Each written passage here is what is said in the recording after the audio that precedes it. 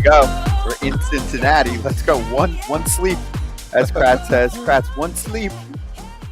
That's all it is. It's all it is. You guys are on the field. Dudes are going to be hitting some BP there tomorrow. Amazing, Kratz. We don't hear you, so we're going to talk amongst ourselves. But it's not you. I think it's us. But everyone else heard you, which was great. What's up? It's FT. You got Todd Frazier and Danny Graves. We're on the field at Great American Ballpark. We'll be here the next few days. Let's show the graphic, too, so we can tell everyone what to expect the next few days. So we're on today, obviously, 11 to 1 Eastern time inside the park. It's kind of that weird hot-cold situation right now on the field. We'll talk about that in a sec. Then we're at Nation Kitchen and Bar at the bank, so right next to the ballpark, 11 to 1 for opening day on Thursday, and then Friday, 1 to 3 Eastern. We'll be back there for a little lunch and hang. So if you want to stop by and say hello and watch the show, go for it. Right? Isn't it that weird hot and cold right now? The sun hits and then you're like, okay, this is nice. And then it goes away and you're like, okay, this is a tundra. Danny knows. This is like the in-between. You go out and play, you go out with long sleeves and you're like, what do I do here? I'm kind of warm, I'm kind of not. And then 10 minutes later, you get colder. For you pitchers, it was okay. You just wear the big bomber jacket and you were good. I stole your jacket, so I'm sorry. Hey, man, we're sissies. We're cold. we need to be warm. But if I had pipes like Scotty Braun, I'd be short sleeving it all day long. I'm trying. I was back and forth, okay? But yeah. I got a pretty homage shirt today. This is actually the last time you're allowed to wear this because it's a spring training shirt. Spring training is technically over, but tomorrow starts the season. So anyway, we'll get to that a little bit later on. We got a lot to hit. There was a lot of news the last 24 hours, guys that made the teams, guys that got cut, and extension season is still on. So let's charge. Charging the mound. Cal Raleigh, baby. He's going to be a Mariner for a while. They bought out some free agent years. So the contract for the Mariners, I'm going to call him superstar catcher. Yeah. 6 years, $105 million. It buys out the first 3 years of free agency. There's a full no trade clause in there. And he was already booked for about $5 million this season. So it's about I'll call it $100 million almost of new money that comes his way. You can kind of look at like JT Realmuto's contract, which was $115, although that was over 5 years, not 6. But if you're looking past this season, and also JT got the free agency, Cal didn't. But it seems like both sides should be happy about this one. Most definitely. And I know Kratzy's smiling, even though he's not smiling right now. Another catcher gets bank. I honestly didn't see it coming. I didn't even know there was talks going on here. I mean, I felt like it was kind of undercover, which is the best part of it because, listen, you don't want stuff getting out, somebody leaking something. Next thing you know, it makes bad taste for somebody. But, yes, this is well-deserved. The guy's an absolute stud. I got to saw him play against the Yankees. You get to see how all these guys have come together and understood, like, listen, this is one of our leaders. This is one of our guys that is really good, knows the game of baseball, and he has a staff that is absolutely incredible. Yeah, I think this is great for both sides. And like you mentioned, I don't know if this was really talked about much. Just kind of came out of nowhere. Next thing you know, he's got a $100 million contract. I think it's great for the Mariners right now because Jerry Dipoto looks better to the fan base after not doing a whole lot during the offseason, and now they go and sign a franchise player. But $10 million signing bonus. His salary this year, guys, is $1 million. How good does that look for Jerry Dipoto? Mm-hmm. 11. I mean, does the bonus get paid out in year one or it goes through? I think it's right away, right? I'm sure it might be around Christmas time. Dude, so it'll come at the end. I want a signing bonus when I sign, right? I mean, that's what happened with me when I had a signing bonus. You got it at the end, but, it is what you're going to get it eventually. Yeah. Yep. Okay. Yeah. I mean, this dude is like, he's one of the most prolific hitting catchers in the game right now. Power-wise, especially in that place. It's just, he's doing different stuff back there. Oh, yeah, and he added he added the platinum glove this year too. So you had the platinum glove. People are like, well, his metrics might go down when the ABS comes in. He's still elite in the league in blocking. And the whole time he's doing all this framing, elite framing, he had 5 pass balls the whole year. People that talk about the one knee stuff, they're like, well, pass balls don't really matter. This dude's blocking, throwing dudes out, and he can hit dingers. Yeah, he that Kratzy. He's an absolute beast. Scotty, we're going to see him playing for a long time in Seattle, and it's really good. Like you said, Jerry DePoto, I didn't even think about that. Everybody, Jerry, he's not a guy that's going to really do much. And, doing something like this is really big for Seattle. Especially after some comments he made during the offseason. Now he's got to win the fans back, and I think this is going in the right direction. He won a platinum glove last year, 34 homers, and the plate discipline's improving too. So career high on base percentage, career high walks. Here's a big one too. He led Danny in catcher innings. So he is the workhorse catcher, which obviously is a taxing position. I think you love that as a pitcher, and Kratzy, working with pitchers his whole career, would probably agree. Like, there's certain guys that you want behind the plate when it's crunch time, right? You want guys that know the game. You want guys that know the scouting report and know how to call a game and know how to handle the pitching staff. And Cal Raleigh is that guy. And then, of course, the 30 home runs a year that he hits is a pretty good addition too. The way that he talks in the media, the way that he interacts with his teammates, the way that this pitching staff is elite. Like, we're not talking elite compared to the rest of Major League Baseball. We're talking elite like in history. This dude, can we get a C? Can we get a C on his chest? I don't know if the Mariners have ever done that. I don't know. He just has that, as the kids say, he has that aura about him because he's not afraid to say the things at the end of the season like, oh, hey, look at that team over there who just knocked us out of the playoffs by one game. They went out and got dudes. So he's got a direct line to ownership. Well, maybe not ownership. I guess ownership now because he got the big extension, but he's got a direct line to like, hey, when Cal says something, we listen. And that's it. He's the man. Yep, he is. All right, so good news for Mariners fans. Let's get, when we come back, to a lot of roster moves that went down. So some good news, some bad news, depending on who you're rooting for. A lot of young players that either get the call or don't. So we'll hit guys like Cam Smith and Evan Carter next on FT.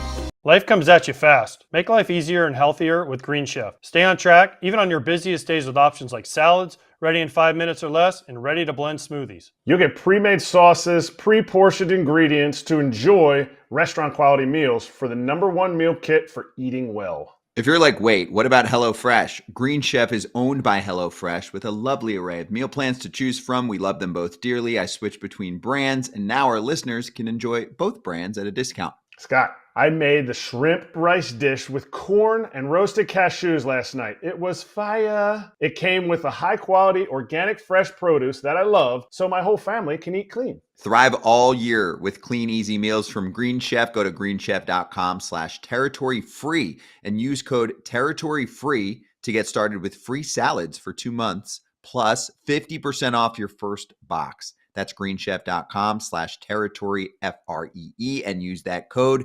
territory-free. Todd, you need to mix in a salad.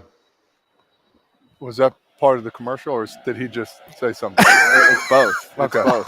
All right, Yeah. just making Every sure. time just the Green commercial ends, Kratz says that. With that, Even when you're not on. listen, I love salad with the best of with that big P on your chest. I love that every day of the week. Hey, Butter pecan. One other quick thing, and we can ask Ken about this too, because he brought this up with Alejandro Kirk. So same service time, Cal Raleigh gets double the money. That kind of plays to what you were talking about, Kratz. Cal Raleigh is a much, much better, more accomplished player right now than Alejandro Kirk. So the money makes sense for him. But Ken said, how often are you seeing players like Raleigh get to free agency? I mean, JT Realmuto is the last, superstar catcher that I can think of who had consistent production like that to get to free agency. Teams lock up their catchers, right? They do. And maybe it's catcher's fault. Maybe they should go to free agency more. But look at the value that a catcher's bring, especially now with the framing and all those metrics.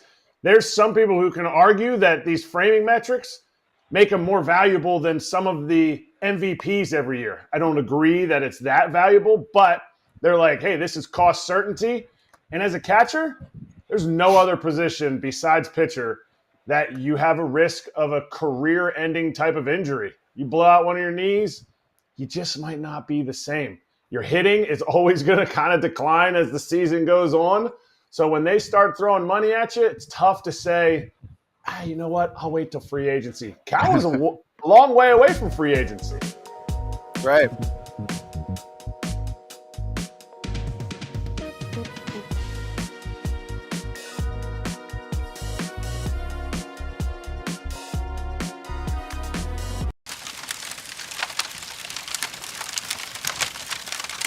It's a cool story. Cam Smith, drafted last year 14th overall by the Chicago Cubs, moved 3 levels last year. I mean, he only played 34 games in the minor leagues, or 32. Sorry, I gave him 2 extra games. 32 games in the minor leagues last year, hit 313, 396 on base, 609 slug. That's pretty good.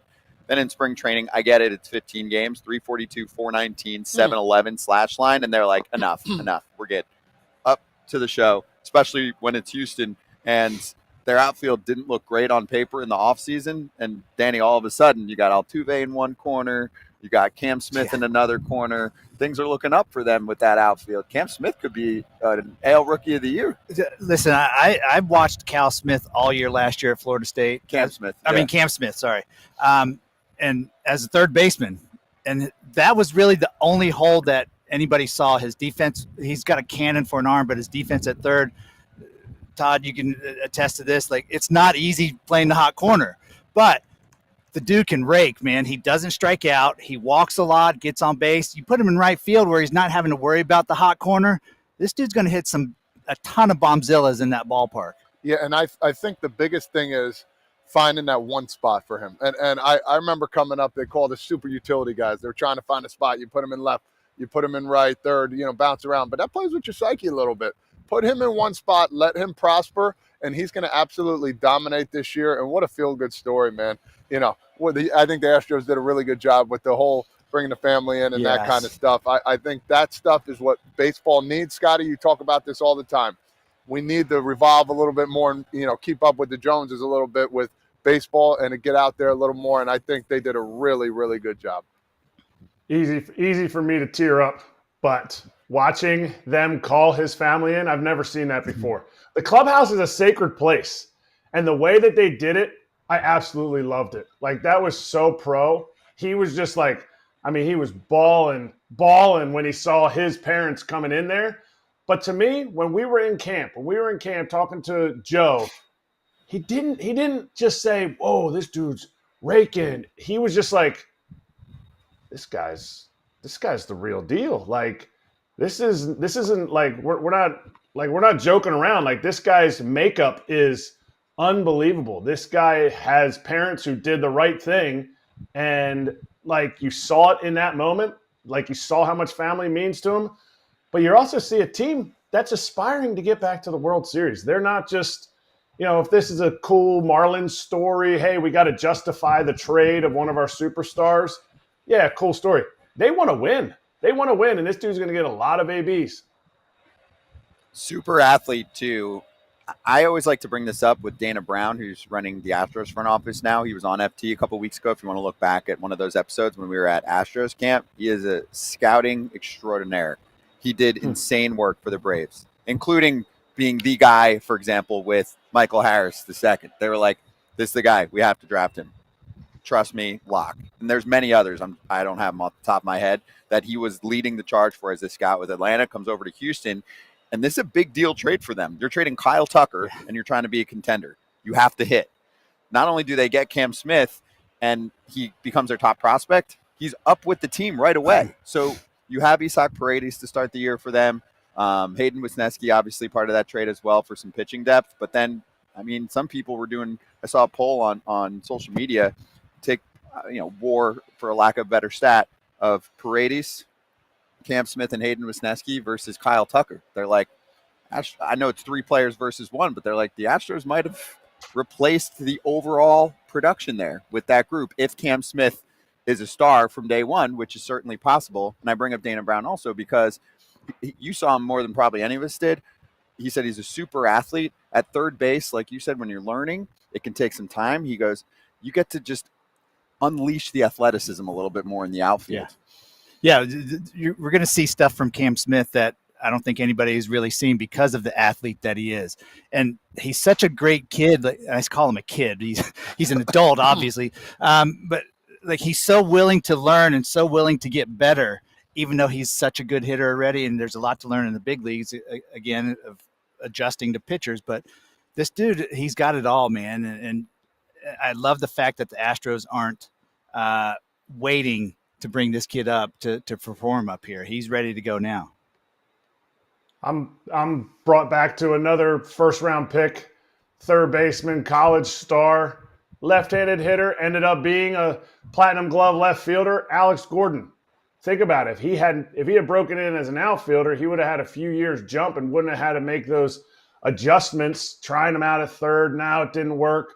Put an athlete in the outfield, to me, you could probably always go back to third, but now go run around out there, catch some balls for the boys. Yeah, and if he does star, if he wins Rookie of the Year, what is it, first or second place, I think it is, then they would get a first-round pick. So that would be awesome for Houston, obviously, because they were hit, too, exactly, with some losses when they had the cheating scandal. They lost a few picks from that. If you want to learn more about this, we have an Astros show. It's called Crush City Territory. Chandler Rome, Tyler Stafford, Josh Reddick can talk outfield, Astros outfield. Go over the uniqueness of that ballpark. So make sure you check it out. They already have an episode up on Cam Smith that they put together last night, the 22-year-old getting the start on opening day against the Mets. Astros are taking on the Mets on opening day. So here's how quickly the game can change. Evan Carter was a star in the postseason a couple years ago. Last year hurt a lot of the year. They're worried about some chronic issues, right? I got to look up what it is. I think it's the back.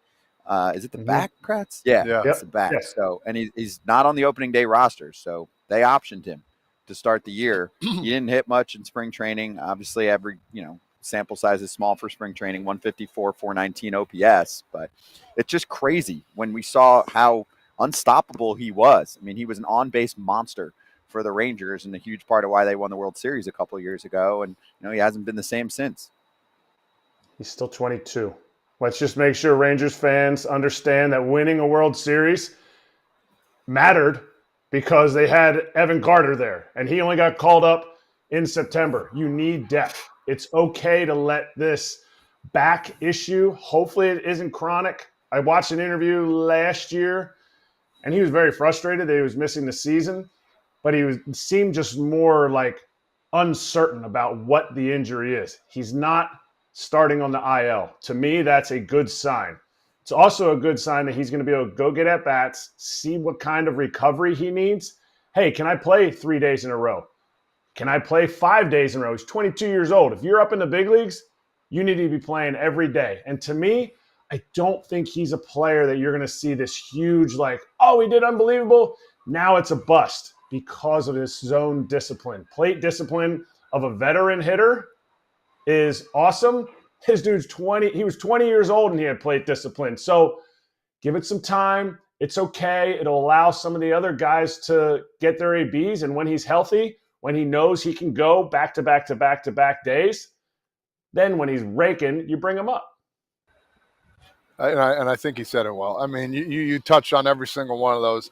How's your body going to adapt to playing more? You got to understand I've had back issues. It's no joke. I mean, those back spasms, whatever he has, speculation. But when you do have a back problem, you need time to rest. And that's the worst part. You can't lift. You can't really do anything.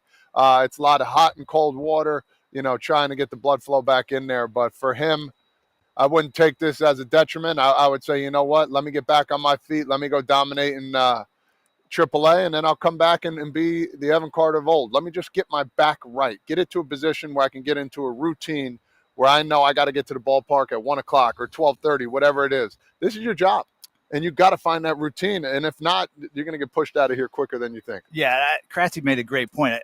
He's only 22. I didn't even think about how young he was. This kid's still developing into trying to be a great Major League Baseball player. And yes, he had the great 2023. But there's a lot of guys that don't even get a sniff when they're 22 and, hasn't had that much AAA time. Let him get some at-bats. Let him get healthy and figure out his body. When he's ready, he's going to come up and do what he did before. I will say this. I mean, if he gets himself in a good spot physically again, the mental component is there. I mean, he is a freaking savant with balls and strikes at a young age. Yep. You know, he knows his zone since he came up to the show. We saw that right away from him. So hopefully he gets himself right and gets up to the Rangers, which should be a really competitive team this year. A lot of people have them as like a sexy pick to win the division, if not even get to the World Series. All right, up next, Chapman officially named the closer for the Red Sox. We saw that coming. And for me, this is the one part of the team that you still have some question marks with, because the rotation certainly got fixed up and the position player group already was pretty good last year. They could hit. The defense should be decent too, and especially better now with Alex Bregman over at third base. So can the bullpen hold up? And of course, Chapman said he's looking forward to closing a game at Yankee Stadium when he's with the Red Sox, because he's an adrenaline junkie. Oh, without a doubt. And I feel like watching Aroldis from when he played here, when I played with him here, I feel like he's gotten bigger and stronger each year.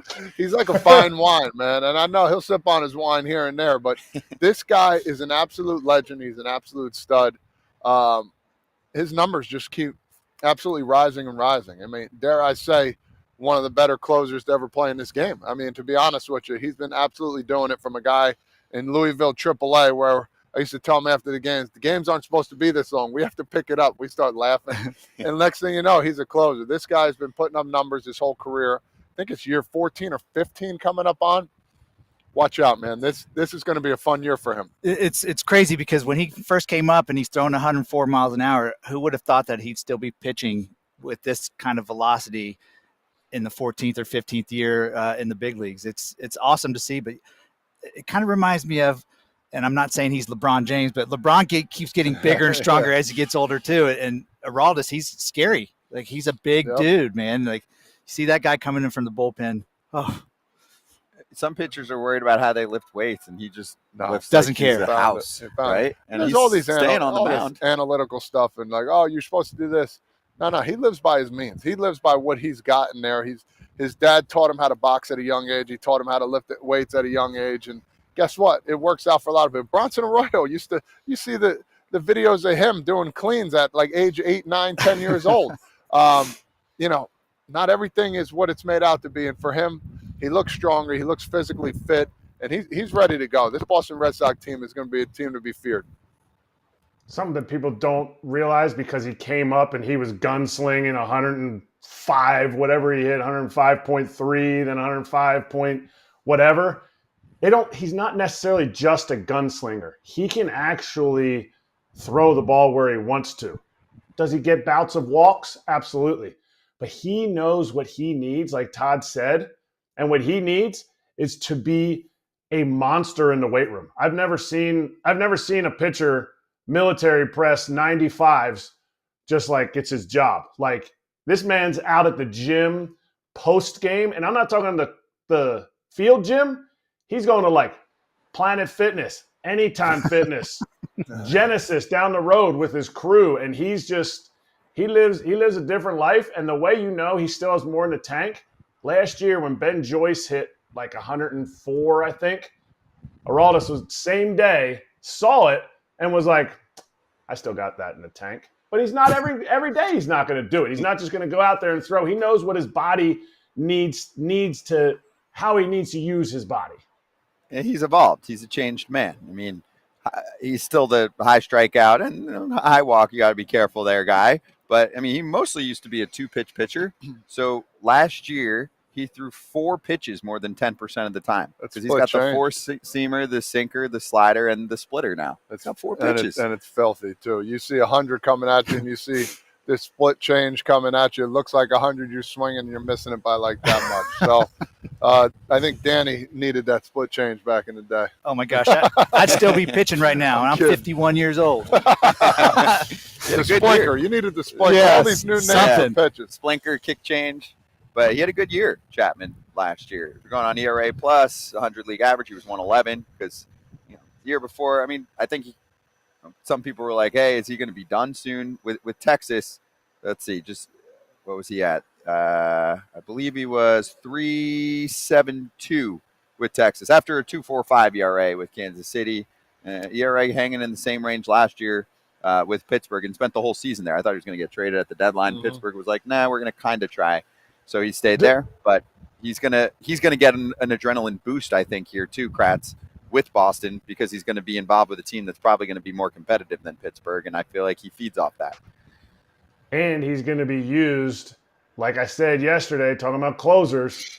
Closers are not abused. Closers are used. There's a difference. That 7th, 8th inning guy might warm up in the 6th, might warm up in the 8th in case, something else happens. Like, you're getting, can I say dry humped on here? But I did, so whatever. Yes. That's what they call it.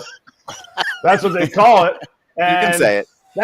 That's not happening. That's not happening to Aroldis. That hasn't happened to him his entire career. So to me, I think that's genius by Cora, knowing, hey, you know what? I got another closer down there, Liam Hendriks, too. He's going to have to wear it, but he'll probably be the 8th inning guy, and just throw Aroldis out there in the role he's been his entire career. And he's going to love pitching at Yankee Stadium against the Yankees, because he loved it pitching at Yankee Stadium against the Red Sox. It is hump day, so you're good. Yeah, okay. We got it. It's a thing. It's a thing. He's not lying. All right, lastly, there were a ton of moves made by the Angels. So let's go over one good one. Nicky Lopez has a locker in the Angels clubhouse, so he's on the team, and they pick him up. Jose Quijada does not have a locker. There's Sam Blum going over some of the news. Here's a couple more. Mickey Moniak was cut, former #1 overall pick. Kratz Phillies picked him back when they were going through their rebuild. And he actually, this is what's interesting, where our show gets into it. He took the Angels to arbitration, right? They didn't come up with a number. They wanted $1.5 million for him. He said $2 million. They go to arbitration. He wins the case, but doesn't make the team. Didn't hit well in spring training. Didn't have a great year last year. Defensive metrics don't like him. He was a slightly a negative win player, which I'm sure arbitration doesn't care about because the arbitration judges don't know baseball. But they cut him, and because he won an arbitration and didn't settle before arbitration, instead of getting, say, the 1.5 or a little bit more, the $2 million gets cut down to about $333,000. So it just shows for some players why they end up not going to arbitration, because just in case you don't have a good camp and you're kind of a lower end, maybe bench player for a team, they could cut you and not really have much of a consequence. I mean, $300,000 is nothing for a big league team. Oof. So anyway, what do you think about Scotty, the way that Scotty, rule works? Sorry, I gotta. That's no contract under 5 years of service is guaranteed. Arbitration, pre-arb, anything like that, they're not guaranteed. Even if he would have agreed before going to the arbitration process, you need 5 years of service to have it guaranteed. So him getting part of it guaranteed is actually a boon for him. Oh, so it doesn't matter if you're arb or pre-arb? I must have understood that wrong. 5 years or under. And the only reason I know that is because I went through the same thing. I had 4 years and I was 13 days short of 5 years, and they were going to cut me at the end of spring training. And I was like, well, don't, because that would suck. And they ended up trading me. And so I got my contract because I was on another team. But had they cut me, I would have only gotten, it says a third. I think it's considered 90 days of your salary. So it's not fully guaranteed, but there is a guaranteed portion of it. No, this isn't totally adding up. So let's say you're, Julio Rodriguez, and you sign a couple years in. I mean, that everything that he just signed is guaranteed. So what do you mean? He signed a big league contract. An arbitration contract is not fully guaranteed until after 5 years of service. If you get to ARB, if it's pre-ARB and you settle on a contract like an extension, I think it's guaranteed. All right, we'll look it up. We could debate. I'll look it up. I like this. I'm gonna text a friend. Yeah, me and Danny are gonna stay over here. Yeah, you stay out of this fight. We talk every day, so we're allowed to do this. Yeah. All right. So coming up next, we've got Jackson. Oh wait, let me just say real quick because I forgot the last part of this. I wanted to shout out the pitcher. We'll do it later. The pitcher that made it without pitching at all in the minors. We'll get to it later with the Angels because I want to give him a few minutes. But we want to step aside. Jackson Holliday, Baltimore Orioles, going to join us. We're going to talk about what's going to be his first opening day in the big. Be right back, FT fam.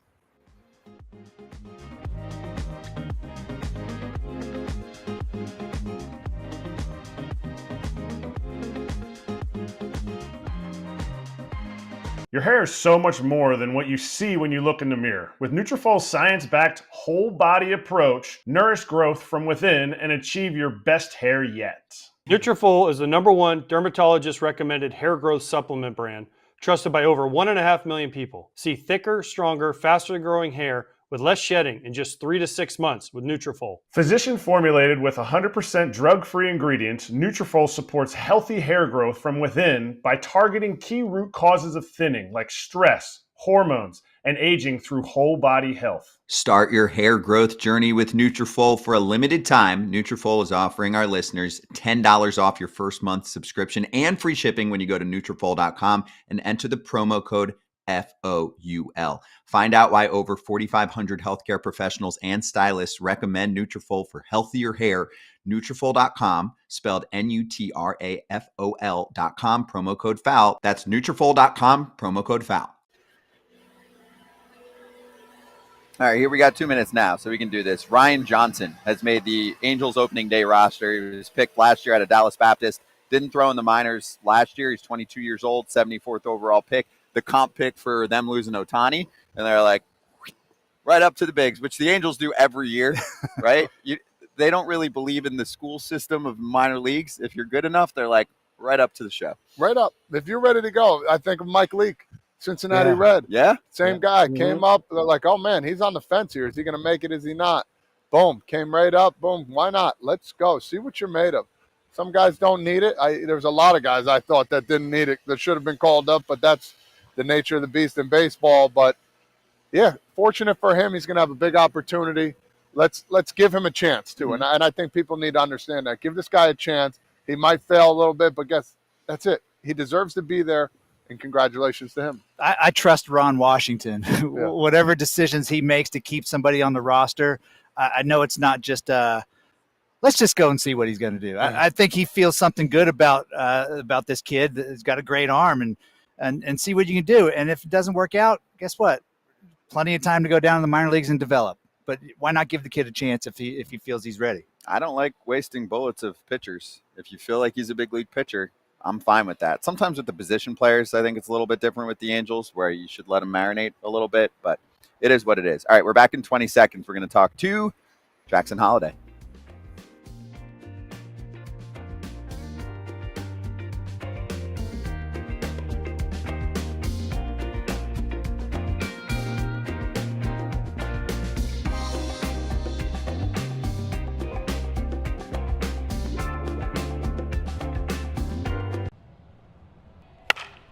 There he is. Do you think he can hear us? How do you do them? Fresh every day. What's the strawberry? Fresh batch of baseball donuts right here, Jackson. Donuts, donuts, donuts, donuts. Whoa! Now that's what I call a home run. It's a donut. Do you think the chef was on my ball? Dude, it's a donut. Epic ad with Jackson Holliday of the Baltimore Orioles joining us right now. Jackson, great to see you. All right, give us the behind the scenes, man. Have you done anything like that before, and how was it? Yeah, I have not done anything like that before. Had some fun with it. But had a good time. Excited for those donuts to be in Baltimore for sure. No How many chance takes you your think? dad. No chance your dad would have eaten one of those. Your dad would have eaten one of those when he played. Because I have to say, first of all, nobody paid for more dinners than your dad. Okay, but that man would eat like shrimp ceviche by the gallons, like 7 salmon steaks. He ain't putting a baseball donut out there, but you can because you're like 9 years old. Yeah, he's on the good old carnivore diet right now, so he only eats steak and cheese and honey. So him and my brother are all into like biohacking, and all they eat is steak and burgers. So he probably hadn't had a donut in 30 years, but I can eat donuts. Even in retirement, he's not having baseball donuts. Oh gosh, no. He's like, oh no. But I love donuts. He doesn't eat anything that could possibly be bad for him. He loves the carnivore diet. He's all for it. So yeah, he's a mess. But yeah. All right. Well, Jackson, I got some word about this, right? So you're with us on behalf of Brick and Whistle, which is a Mhm. hospitality partner at Camden Yards, which I think has, if not the best, it's up there, top 3 food at a ballpark in the big leagues. It's operated by Levy Restaurants. So you're a donut connoisseur, is what I heard. Did you get to try and kind of discuss things with the chef? I'm always curious. We're going to try to get a chef on at some point to Mhm. talk to us about like how the culinary action gets put together at ballparks. But what did you learn when you were out there? Yeah, I learned that the donut was really good. It's not just for show. Yeah, I really liked it. They got 3 flavors: the chocolate, the blueberry, and the strawberry. I had the strawberry one, but yeah, it was really good. It's pretty cool what they're doing at Camden with the food this year, and just trying to get people to come to the games and create a great environment that we already have, but just to improve that, to try to get as many people as possible to fill those seats. So yeah, it's pretty cool what they're doing over there, and yeah, excited. Who would do better? Do you think the chef that's on your left there on that picture, you think he would have a Mhm. better shot of hitting a dinger than you would have of making the donut that he made? Oh man, I don't know. I think hitting homers are pretty hard. So I think I have a chance of making a donut. But who knows? Maybe he can swing it. So but I think I'm an all right cook. If I took like one video, I could probably make a somewhat of a donut. But who knows? Who knows? Okay, so Jackson, if I was your teammate, I would hope that we could have these donuts in the clubhouse. Do you have like a plethora of these for everybody? I don't yet. Maybe when we have our home opener, there will be a whole lot of baseball donuts in the clubhouse. But not on me in Toronto quite yet. But maybe one day they can hook it up at the field. Every day. Yeah, every day. Just breakfast, just baseball donuts every day. Oh man, you're making me hungry. Scott and I haven't eaten Nope. yet, which I'm not happy about. I got up a little too late today. Let's talk a little bit about the team here a little bit. You think about last year, frustrating. Coming off last year now into this year. How you guys looking? How was spring training? And what are you focused on this year? Is there some guys that are going to be like, all right, up and coming, let's go, let's get going, especially yourself too as well? This is a big year for you.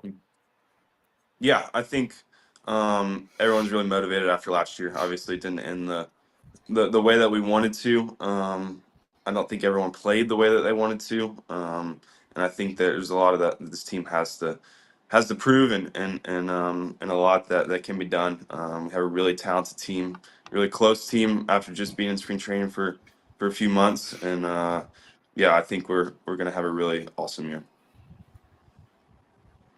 What are you expecting for opening day? Because obviously you got called up as the season came along last year. Mhm. So how excited are you? I know you're not home yet, but obviously you'll get home for the home opener as well. But what do guys say about opening day versus any other regular season game?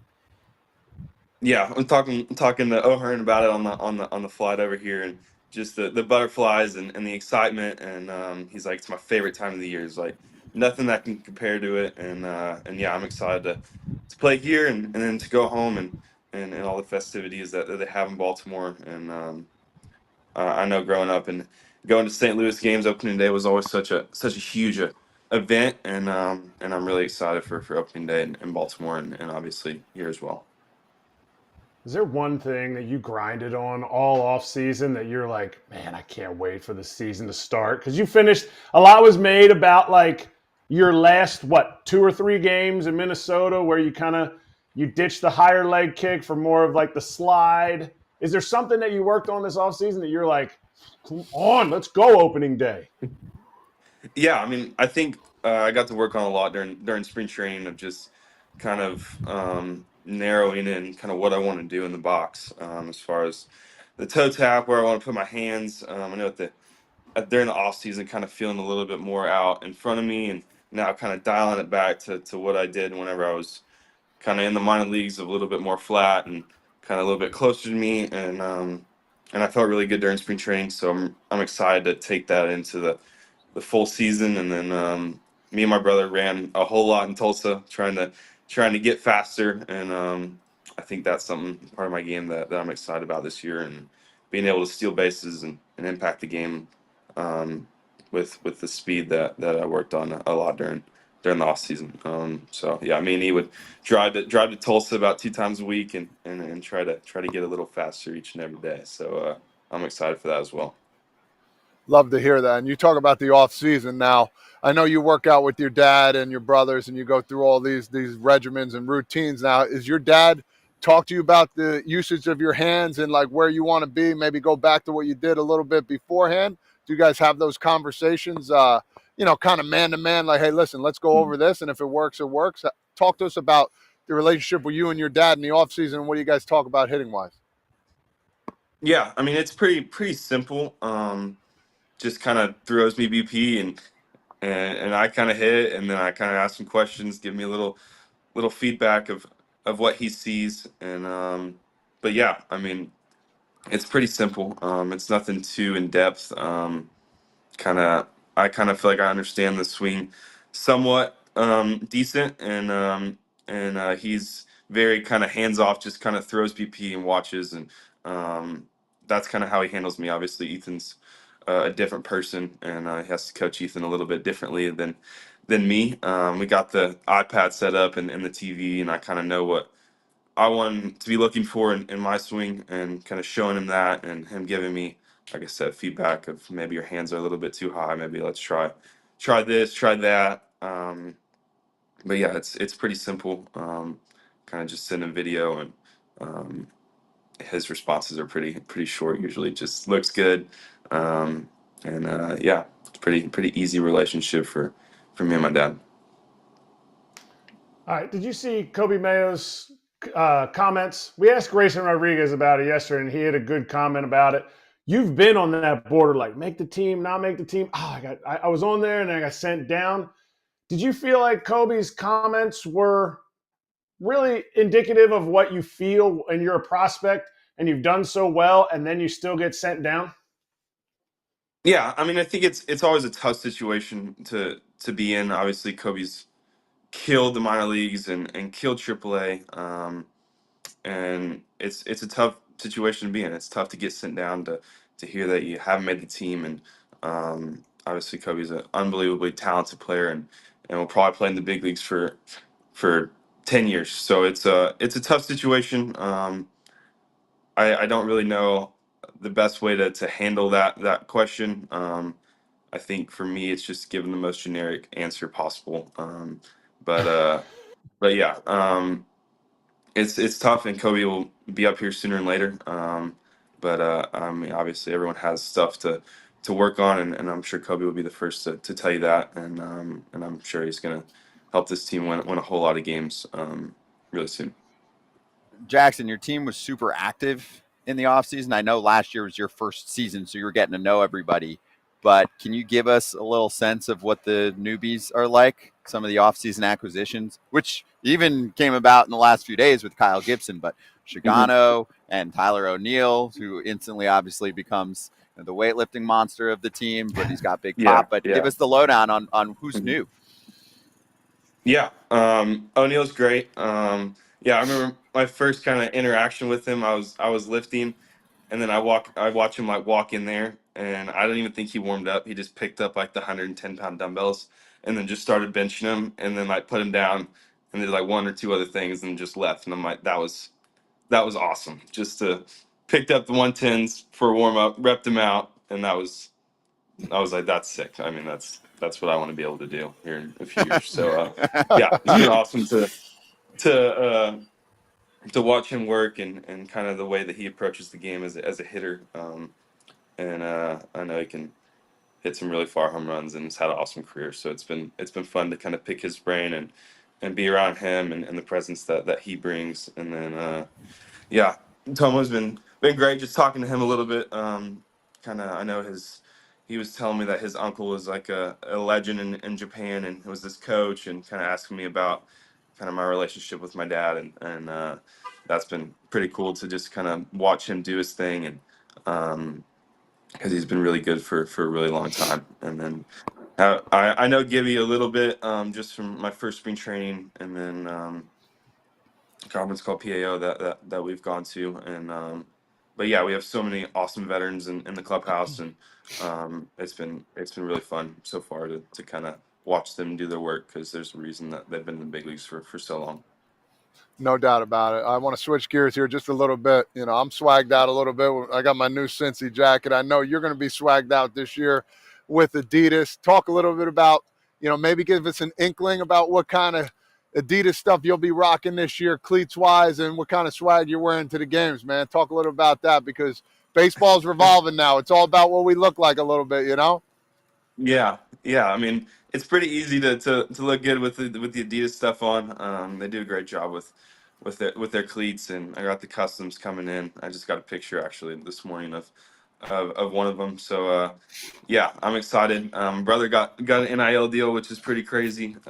So Ethan's like the only high school athlete with an NIL deal. So with Adidas, which is pretty crazy. So I'm kind of jealous of him, but yeah, it's easy to look great with Adidas, feel fast, which is what I like about them, and they're obviously very comfortable. And got the Sambas off the field, and yeah, going to the field, I pretty much just wear anything that my wife picks out, because she thinks Good she man. said that she's my stylist. So yeah, just wear Just whatever. agree. A lot of All Mine too. Saints. Yeah, I'm a big All Saints guy, so I've got like 10 All Saints shirts that just rotate. So pretty simple. Did you look over? Did you look over to make sure she was like? No, I got she's coming. Yeah. Okay. No, closet's over do you there. feel? Do you feel like, because I saw you do an interview and you were talking about Ethan, who's most likely going to be projected 1-1 this year in the draft. Do you feel like you got the Adidas contract because they wanted to sign him on, or do you feel like he got it because they wanted to sign you on? I don't know. I don't know how that works, but it's pretty cool what they've done with like the family situation. I know that was kind of something that was important to him, is kind of having the Holiday family. They've got my dad hooked on all of the Adidas pickleball shoes, so he's all swagged out, and but yeah, it's pretty cool. We did like a photo shoot together, and yeah, he's got his own custom cleats for high school, which is really cool. And yeah, so I don't know what their play was, but I guess it worked out for both of us. So, Jackson, I was just going to ask you about your dad with the Adidas, because me and you have some history. You don't remember this. You were 3. We met back in Mexico in 2006 on this other shoe company trip in the off season, Mm-hmm. and your dad was a big part of this other shoe company. So how is he adjusting to Adidas now?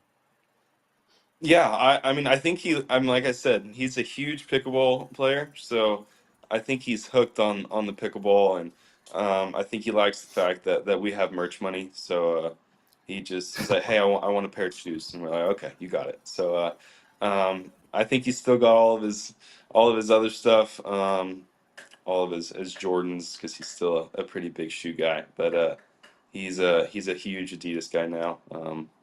Always repping something. So yeah, I think he likes the merch money and the limited pickleball shoes for sure.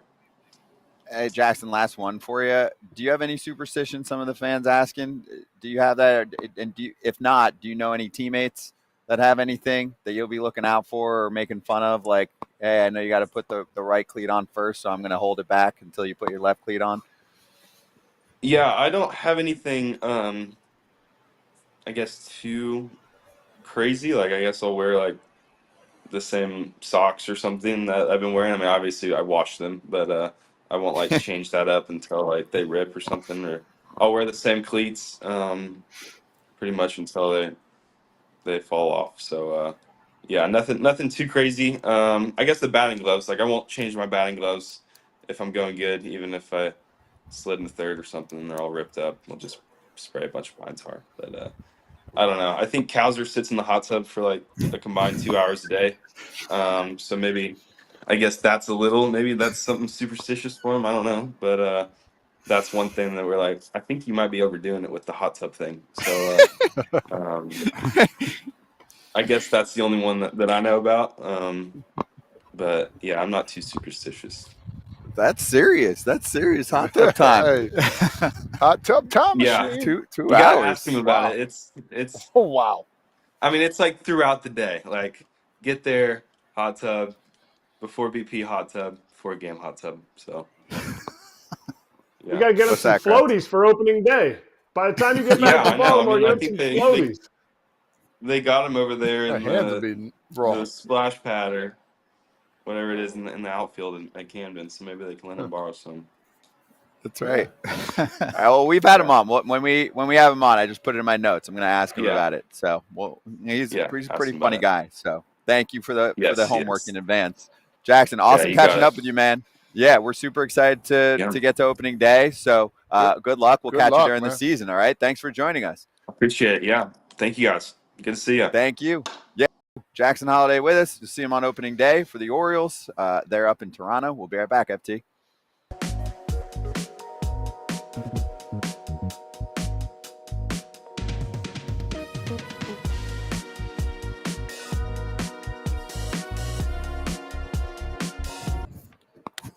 All right, we're back. So I do want to shout out Levy Restaurants for helping to put that together to get Jackson on the show. Obviously, we saw the ad. We wanted to get him on. When you got a youngster like that doing a little commercial shoot, you probably get comfortable as you're in the league a little bit longer. But, you know, for someone like him, like Kratz said, he's, what, 21? 22? Yeah, sure. He's a youngster. Anyway, the one thing we brought up earlier, Kratz, in the offseason when it came out, which I do give credit to the Orioles for, is the Birdland value menu. You remember when we talked about this? Mm-hmm. So they took 12 of the most popular menu items, and they said 11 of them are going to be $5 or less. Yep. It's affordable. It's affordable for a family. So you're bringing everybody in. I love two things in life. One of them's food. I know the other thing, cheap food. Woo-wee! Save some money. Less Todd's paying. Right? Right? One time, Todd. One time what, Kratz? Pay for a dinner one time. Oh man, I paid for your dinners. No, you didn't. Well, Kratz, I'll buy you dinner in Baltimore. It'll be $10. There you go. And free baseball donuts. 15. I'm getting three things. I'm getting three things off the menu. All right, so you're 15. I'll splurge for you Jesus because I love you. Because we're still fighting about the arbitration thing. I haven't had time yet, but I'm going to text somebody and get the answer. Let's go. Anyway, we're going to do Injury Suck next. We'll start with the Jordan Montgomery story, and we'll also do the news on Jared Jones. So we'll be right back.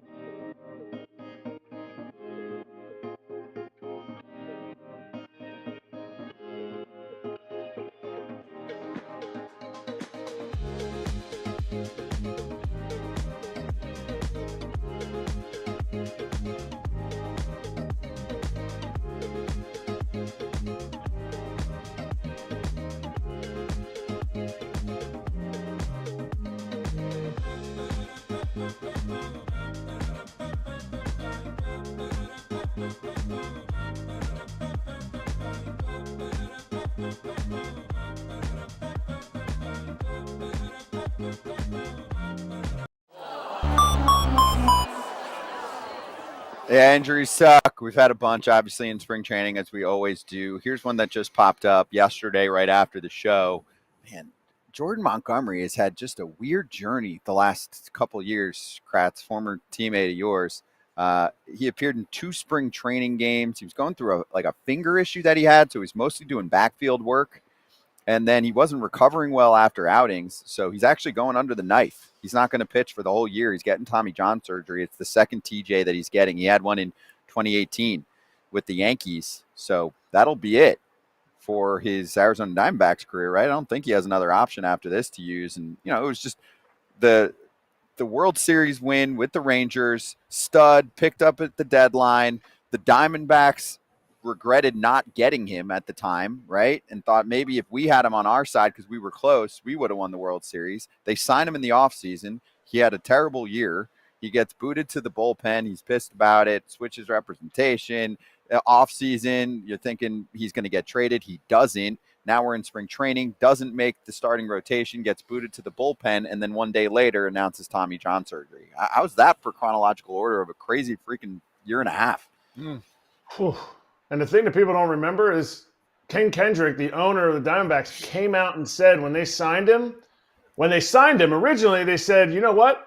Our success last year has led to X amount more season tickets that they sold. So it was kind of a later signing in the Blake Snell ilk. You know, each of them missed the spring training, and it was a tough start. So kudos to Ken Kendrick. Then fast forward a year, not kudos to what he said, and it just sucked. Like, this is just – I'm not saying that people should take the first offer that they get or just more each individual situation in free agency, contract offers is different. Jordan Montgomery was looking at $150 million. It didn't come. It was kind of a late surge in his career at the end of it, you know, before he made it to free agency where he was really successful, really healthy. It sucks. But after all of this, a year to just like reset, a year to rehab and be 100% healthy for next year, I think will do him a world of good. Well, the story, too, with him that offseason was about 4 years, $100 million.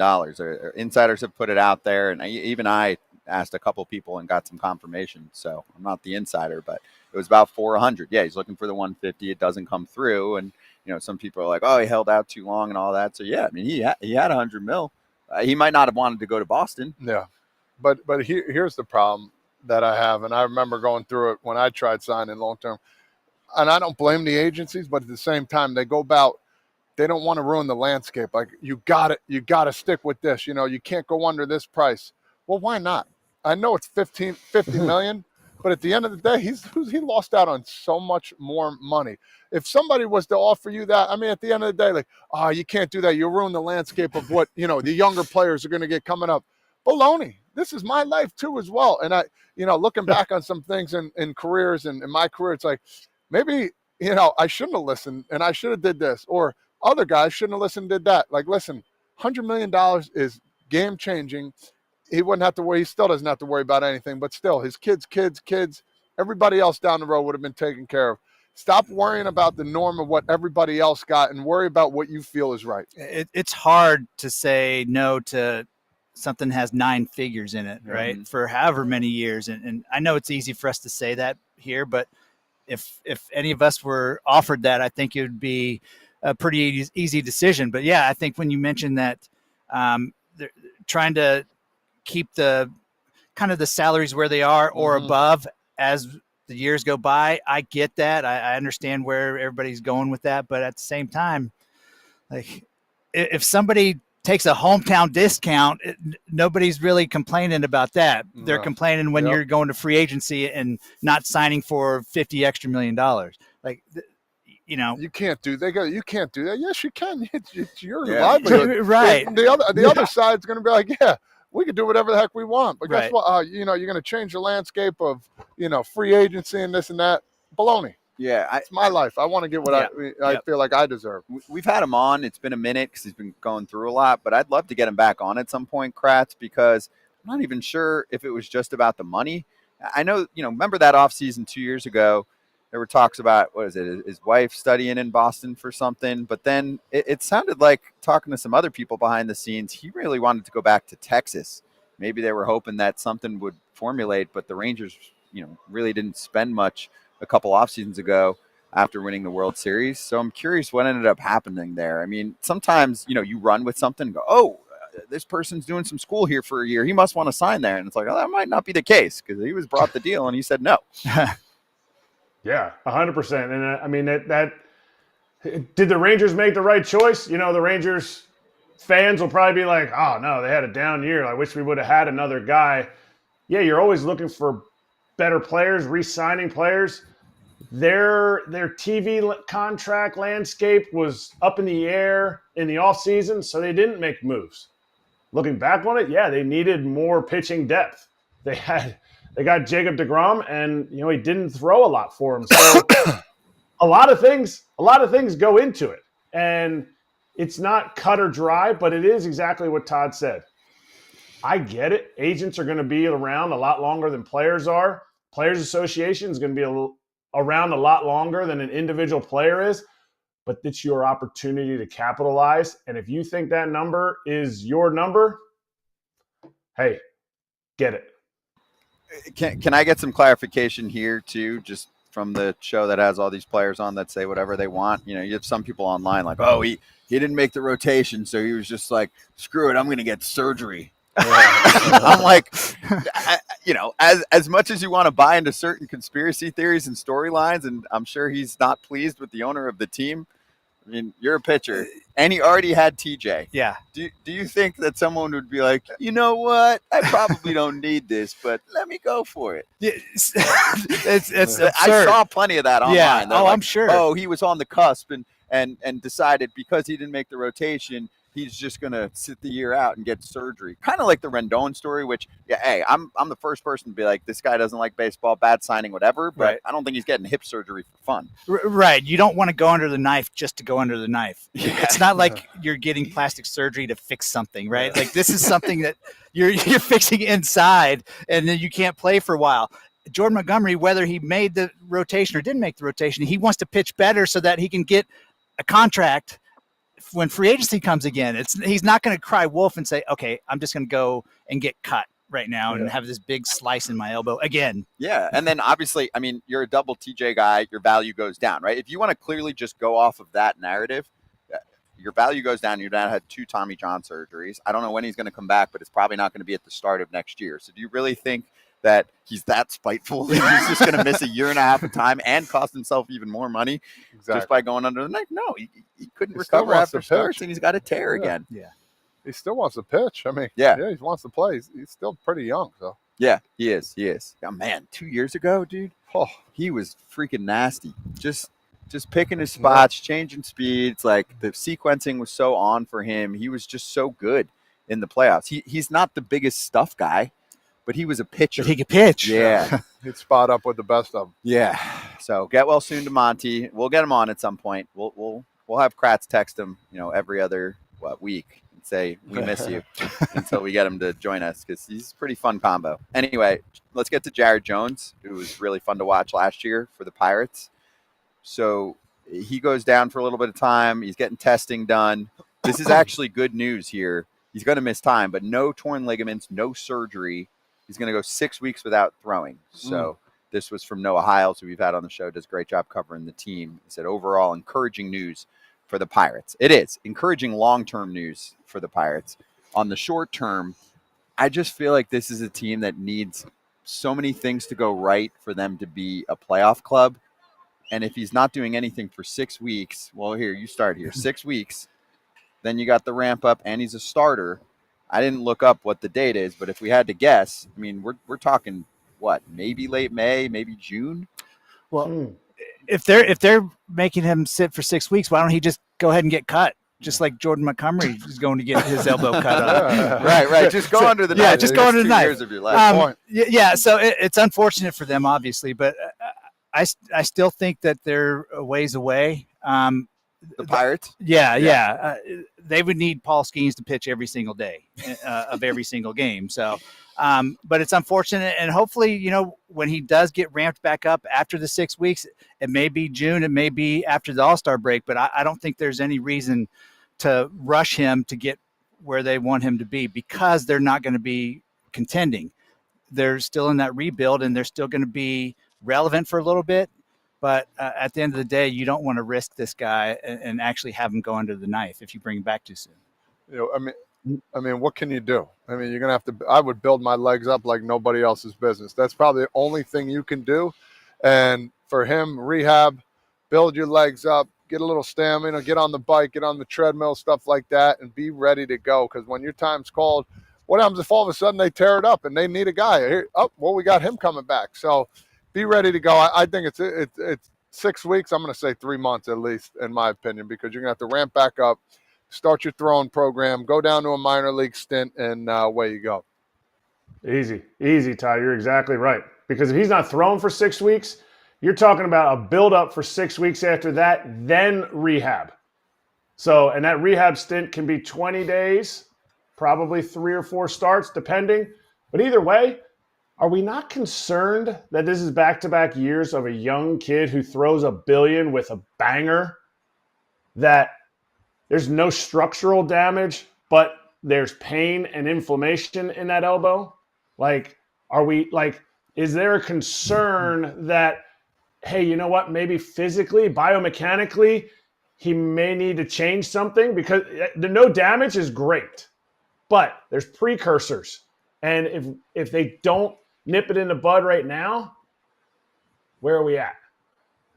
It's tricky, though, because like we're talking about, you're not going to just get surgery, right? That it's not needed. No. But the issue means you're saying when he comes back to change something, is there a formula, like what he actually has to do to spin it change? different? Maybe. I mean, yeah, maybe come up with a different pitch, one that's not going to put so much stress. But which one is that?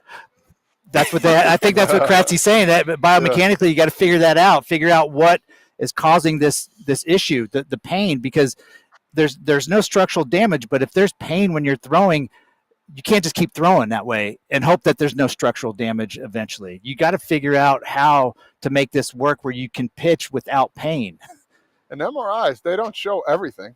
I when I had knee surgery, I had a torn meniscus, but they also found 3 different other things in there they didn't see on the MRI. That's just the God's honest truth. So I'm not saying they're missing the big thing, but there could be some underlying factors as well we're not seeing. Yeah, I mean, we talked about the pitching injury epidemic for a couple years now, Kratz. I feel like I'll read, hey, throwing hard causes a problem. Hey, throwing breakers causes a problem. I'm like, so what doesn't cause a problem? Like, just long toss or medium toss? Like, what doesn't cause a problem? Like, forget that. What pitch doesn't cause a problem? An 82-mile-an-hour fastball? Maybe throw more. I mean, even one of the slower throwers as far as like prospects go, Drew Thorpe with the White Sox. He went Yankees to the Padres. He was in big trades. He got Tommy John. So it's not necessarily only the guys that throw hard. To me, if you're a Pirates organization, why don't you try to go outside the box? You're not willing to pay for the big time guys.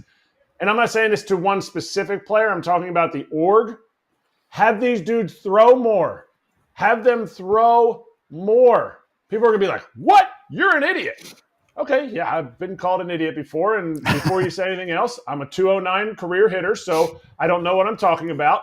In the big leagues. Maybe try something different than what everybody – like guys' innings are going 200 to 180. Now a dude's a workhorse if he throws 160 innings. Have them throw more. And maybe they learn to pitch and like not have to throw their 100 pitches at 1,000,000,000%.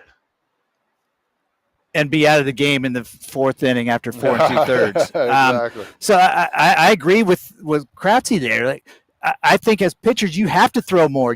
That's your one and only job is to throw. So why not throw more? Long toss more, whether it's every day or every other day. But I also, and this is going to probably piss off a lot of pitchers and strength coaches, but I never wanted to go in the weight room and do anything upper body except like normal shoulder routines. And as far as weightlifting, are they weightlifting too much? Is that what's causing this strain on their elbows? I never once had a sore elbow. My shoulder would hurt often, but my elbow never bothered me. But is that because I never worked out my upper body? I don't know what it is. Maybe these guys are working out too much. To each its own, right? Aldous Chapman from 30 minutes ago in the show says, excuse me, I lift like a beast. And yeah, he's had some injuries, but he's mostly been a freaking workhorse reliever. And I get it, different starter reliever, and also there's some outlier bodies. But Kratz, I mean, I just don't think we have a formula yet. We do this all the time. We're like, oh, we got to fix the pitching injury epidemic. And then we ask people, even smart people, like, what's the answer? And there's not much of an answer. I think the most common one's probably the youth, but that's not even the the right way to look at it forever. Not every pitcher was pitching a million innings when they were a kid either, and they still get hurt. So I just don't feel like there's good answers yet besides the body. Unless you want to change the body and turn it into a cyborg, it's just not made to do this stuff. I think, and I said this before, the biomechanical stuff that teams, if you don't have a biomechanical lab with the force plates and I think it's like a 12 camera system around in like an enclosed area, if you don't have that now, you're 3 or 4 years behind every other organization that has it. That's how we're going to figure out how structurally, mechanically, biometrically people are moving and what is going to create long-term sustained health and what is putting a lot of stress on this and on this. The stress is on this. Okay, we come back after a year to 14 months. If they play through this, then you start getting some Danny Graves stress on this. And that ain't it, because once this goes, tough to come back from. It's pitching lab is the sexy word in baseball, but I think only half the teams, if not less, have it. It costs several $1 million. I'm going to go out on a limb and guess that the Pirates don't have a pitching lab yet. I hope someone's watching or listening. I know there's plenty of execs, agents, whatever. Text me if I'm wrong, or Kratz if you know, but I don't think they have one. They have one of the most elaborate batting cages. I mean, it looked like Chuck E. Cheese is in there when I hit with my son in the batting cage. They got so many gimmicks and other things. I didn't see the force plate, but a lot of people, a lot of teams have it in a different section, their own pitching lab. Like they want to be super secretive about it. Plus the lighting has to be perfect. And there's a lot of the Red Sox. I saw it. Ooh, that John is nice. Nice. At some point, I want to talk about that on the show. If anyone can reveal it, maybe we'll get a CIA op on to talk about it. Anyway, next up, our CIA op, our insider, Ken Rosenthal, joining us to talk about Cal Raleigh, Monty, a lot of other stuff. The Twins article that he wrote. Ooh.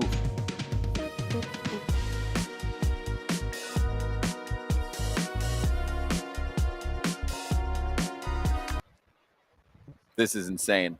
So the Mets are going to do a 5-borough mascot race at games this season at Citi Field. You know, there's mascot races all over baseball. And if you're smart, you do them for your own home park and you find something special. So they've got Brooklyn, the pizza slice, Manhattan, the skyscraper. They've got Bronx, the giraffe, Staten Island, the ferry, or the ferry mark, and then Queens, the subway. And John Heyman tweeted, if the races are legit, the subway always finishes last every time, consistently unreliable. I'll second that. Oh, God. Come on, are you pumped about this?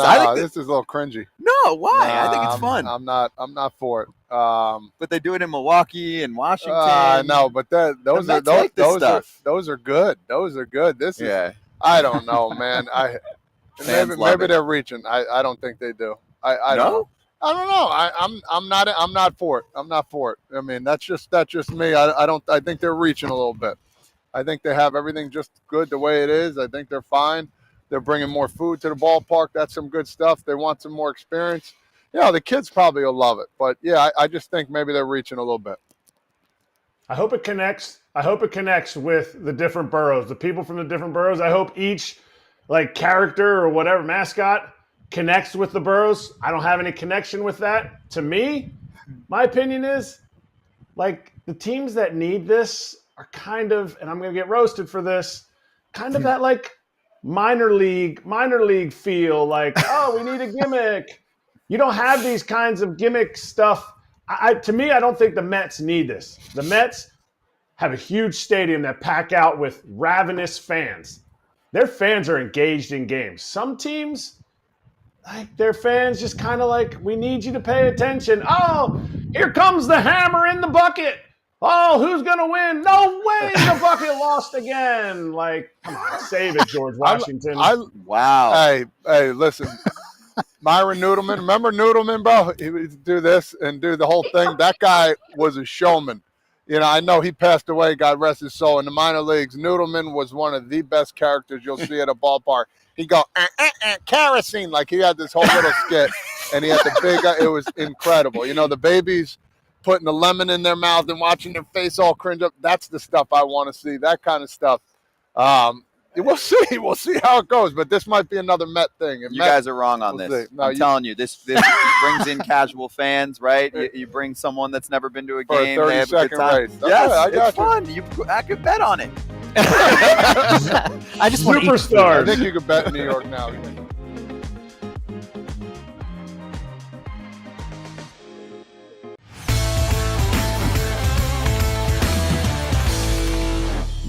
Let's hit the inside scoop with FT Senior Insider Ken Rosenthal. It's presented by Homage. Legends never die. I'm wearing one of their shirts. All right, let's talk to Ken. What do you think he thinks?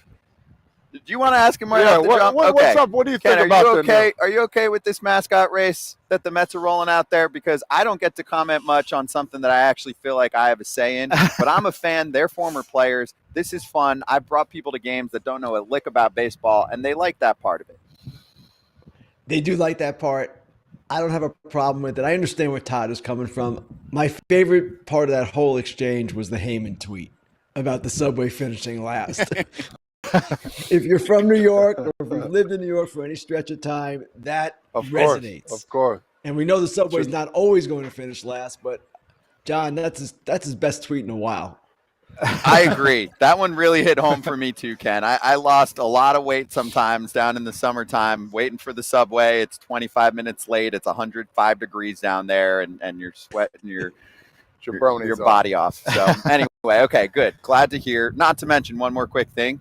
Fans do the wave at many ballparks, and I think that's crazy. So if you think that's ridiculous, I love the wave. What's wrong with this? We can go all day on this. Anyway, let's get to biz. Let's start with your article on Cal Raleigh. What did you think of this extension for both him and for the Mariners side? Win-win.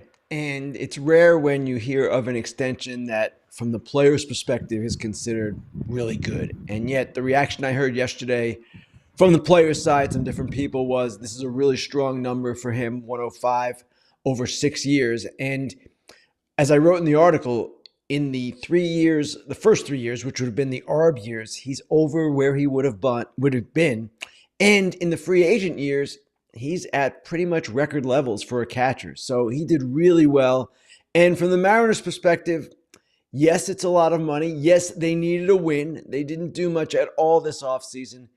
He is a guy who is willing to play there and wants to be there. He took a no-trade clause in this deal. And he also is kind of the center of what they do. They are built around their starting pitching, in particular their pitching in general. And this guy is everything you would want as a catcher. He's a homegrown star. He plays all the time. Most games played as a catcher the last 3 years. Most home runs as a catcher in the last 3 years. And his defensive metrics are outstanding. So from that perspective, that's why I say win-win. Alejandro Kirk's contract extension just came out the other day. Both of these guys value. There's a lot of value. Obviously, way more value for Cal is in receiving. Have you heard anything since these newly minted contracts came out that teams would be like, I don't know, that value is going to go down when the ABS system comes in, even though they're still going to be able to, it's not every pitch is challenged. There is some question about whether catchers will be valued quite the same way once ABS with the challenge system is in place. Now, framing is still going to be important. It might not be quite as important because, of course, you'll have the ability to challenge, but you can't challenge every pitch. And as long as we're in a situation where it's not full robo-ump, right, where every pitch is called by ABS, then framing will still be a skill that is valued. But when I asked about this yesterday relative to Raleigh, who was the second best framer in baseball last year, the answer I got was, yeah, that's part of it. But Erik, I don't need to tell you. Receiving, catching, blocking, throwing, preparation, game calling, all of these things are part of what a catcher does and varying degrees of importance. So framing is not insignificant. We've learned that over the years, but it's not the whole deal either. Ken, do you feel like there's a chance they could give him a C on his chest? I don't know if the Mariners have ever done that. He just feels like that kind of guy. He does. Now, I did not ask about that. I have not heard much talk about that, and I don't know what the Mariners' history is with putting a C on a player's chest, but he is that guy, and he certainly is the center of what they do. A catcher, of course, Erik, as you know, is often a leader, and he is that. He also is kind of a model player in his work ethic and all of that. So if they were ever going to do it, he would be someone who would be certainly a candidate for that. Moving forward here, Cam Smith making the team. What a really, really cool thing they did down there for him, bringing the family in. I think that's really exciting. Talk a little bit about that and what you look forward to seeing out of him this year. This is one of the most fascinating stories of the season for me. This kid was drafted last year, and now they're asking him to play a new position in the major leagues because they feel his bat is that good. The other layer with Cam Smith is, of course, he was the centerpiece of the Kyle Tucker trade. So Cubs fans are already freaking out, saying, why did we trade this guy? He's breaking with the Astros this year. But let's see how this plays out, because I'm a little concerned that this is too much too soon, particularly on the defensive end. And as you guys know, yes, there are some players who are gifted enough basically to walk right into the big leagues, and maybe Cam Smith is one of them. But the sport is so difficult that it almost seems to me this is too quick. Now, we'll see. And I'm really excited to see him play. He had an amazing spring. But while the story is great and what happened yesterday was really cool for people who have not maybe seen that video, I would encourage them to watch it. I just am a little concerned that, again, too much too soon. And Ken, speaking of concern, a little concern about Jordan Montgomery. We know he's going to miss some time having the TJ surgery again. What does his future look like now? He's 31 years old. Is he going to have anything left in the tank after 2 Tommy Johns? It's always a question, Danny. Now, there have been pitchers in the last several years who have come back from a second Tommy John. Spencer Strider is doing it right now. But it is something that is not easy. It is not a guarantee by any stretch of the imagination. I am sure that Jordan Montgomery, as competitive as he is, does not want his career to be over, does not even think like that right now. But yeah, it sets him back. And of course, the free agent contract he signed with the Diamondbacks has proven to be nothing short of a disaster. No, not that he intended that or anyone intended that. It just kind of happened that way. So we'll see where this goes, but he'll come back when he does as a free agent, be free to sign any team with any team he wants, and we'll see where it goes from there. Am I wrong to think that it's weird that Joe Polat still wants to be part of the ownership group or part of the team after he's selling it? Or is this something that, somebody kind of stays on from the old regime just in a smaller role?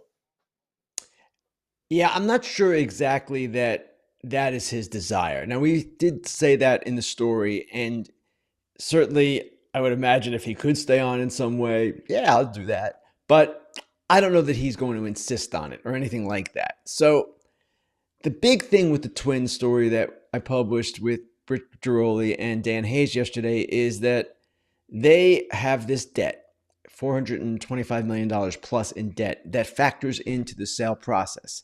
They want a number that is going to enable them to take away a certain amount of money, even with the new owner assuming most or all of the debt.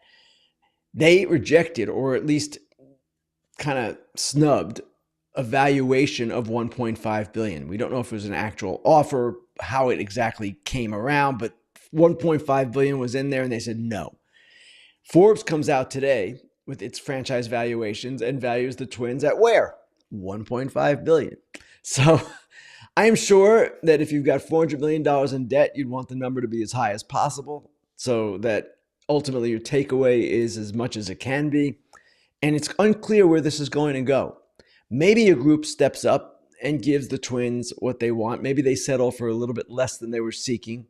Or maybe they don't sell the team right away. All of these possibilities are in play. All right. What's your favorite prediction for this year? Because we know how much you love predictions and how no fans ever come back and say, wow, Ken, you were so right on that prediction. Well, first of all, Erik, fans never say that because my predictions inevitably suck. So it's not like I'm sitting there waiting for fans to acknowledge my predictions as being so great. I've got the Braves beating the Rangers in the World Series. I'm sure that's wrong. I'm sure it's not going to turn out that way. But the beauty of this is that in baseball, we don't know what's going to happen. It's my favorite thing about the sport. And you could say, oh, the Dodgers are a lock. No, the Dodgers aren't a lock. The Dodgers, the great mighty Dodgers, knocked out in the 2022 Division Series, knocked out in the 2023 Division Series, nearly knocked out in the 2024 Division Series. So don't tell me that, oh my gosh, this sport, everything is going to play out exactly the way we think. It never plays out exactly the way we think. That's good. All right. Let's finish with this. Ken, favorite opening day memory or anything you're looking forward to with tomorrow? My favorite memory is kind of a weird one, but 1988, I'm covering the Baltimore Orioles. They lose opening day to the Brewers, who were in the American League then. I believe the score was 12-0. It was a comedy of errors. It was a nightmare of a game for the Orioles, and it was at home at Memorial Stadium. And I remember after the game going into the clubhouse and hearing the usual when you hear or when you see a team have a bad loss, just one game. Don't worry about it. We'll come back tomorrow. It's just the way it is. We'll flush it. All the cliches. Well, guess what? It wasn't just one game. They lost 21 in a row to start the season. So that's my memory. I can't get it out of my head. That is crazy. So if anyone loses 12-0 tomorrow, they're going on a 21-game losing streak to start. Yeah. Well, yeah, I wouldn't say that, but every year a team starts off 0-5, 0-6, and I'm like, it's child's play. Get to 0-15, and we'll start talking. Child's play. 0-21, boys. Hey, 0-21 with a team that had Eddie Murray, Cal Ripken Jr., Mike Boddicker, not a Hall of Famer, but a good pitcher at the time, and Bill Ripken. There were some other really good players, and it was just one of those things. Well, one more quick thing, because I heard you on Jason Stark's show the other day, Ken. The craziest thing I heard on this topic was that, seriously, that the White Sox will lose more games this year than last year. He said 124 losses. I was listening to all your back and forth, and I was like, wow, I mean, it's not crazy, but it also is just based on, I don't know, the law of averages in baseball. And I know they're worse. They got rid of Crochet. They might get rid of Robert. But I still was like, can you imagine if after all that last year, they're even worse? I can't imagine it. And I put the number at 110. I think it was Jason at 124, which surprised me. Jason is the most reasonable, level-headed person of all of us. But his argument was good. He listed the members of the rotation that I don't know that any even knowledgeable fan could list the 5 members of the White Sox rotation if you're not a White Sox fan, even if you are. So is it possible they lose more? Yes, but I'm with you, Scott. Law of averages, it's just difficult to imagine them being that bad again. Yeah, like, are they going to be terrible? Yes, but, I mean, they could lose 117, and that's not 121, and it's not 124. So, that's all. I was just like, 124. Ken, thank you. Good to see you, and we're excited for opening day. Absolutely, guys. Thanks. Thank you. All right, that's Ken Rosenthal. That's Inside Scoop. That's presented by Homage. Shout out to Homage. It's an awesome company with really great stuff on there. Baseball-wise, they even have a Grateful Deadline that's super cool. I've got one of their shirts it's a baseball tie-in, but homage.com/foul territory. Use the code foul territory. Just spell out our show name on there, and you'll get yourself a little 20% off if you're a first-time Homage shopper. I know a lot of you in the chat already are big fans and have a lot there. I've got one of their shirts too. It's super sunny, so I don't know if you could see it, but you could show me real quick before we jump to break so we could show it off, because this is the last day Top Father said I can wear a spring training shirt. So it's you want to read it? Grapefruit League spring training with a beautiful sun, some oranges or whatever that looks like. It's got every team back there. Oh, that's nice. That's really nice. And they've got one for Arizona too. If you're like, I don't want Grapefruit League, I want Cactus League. Do your shirts fit you like that? No, they used to when I was like 3 or 4. not anymore. Some would think I'm 3 or 4 with a medium. Anyway, we'll be right back.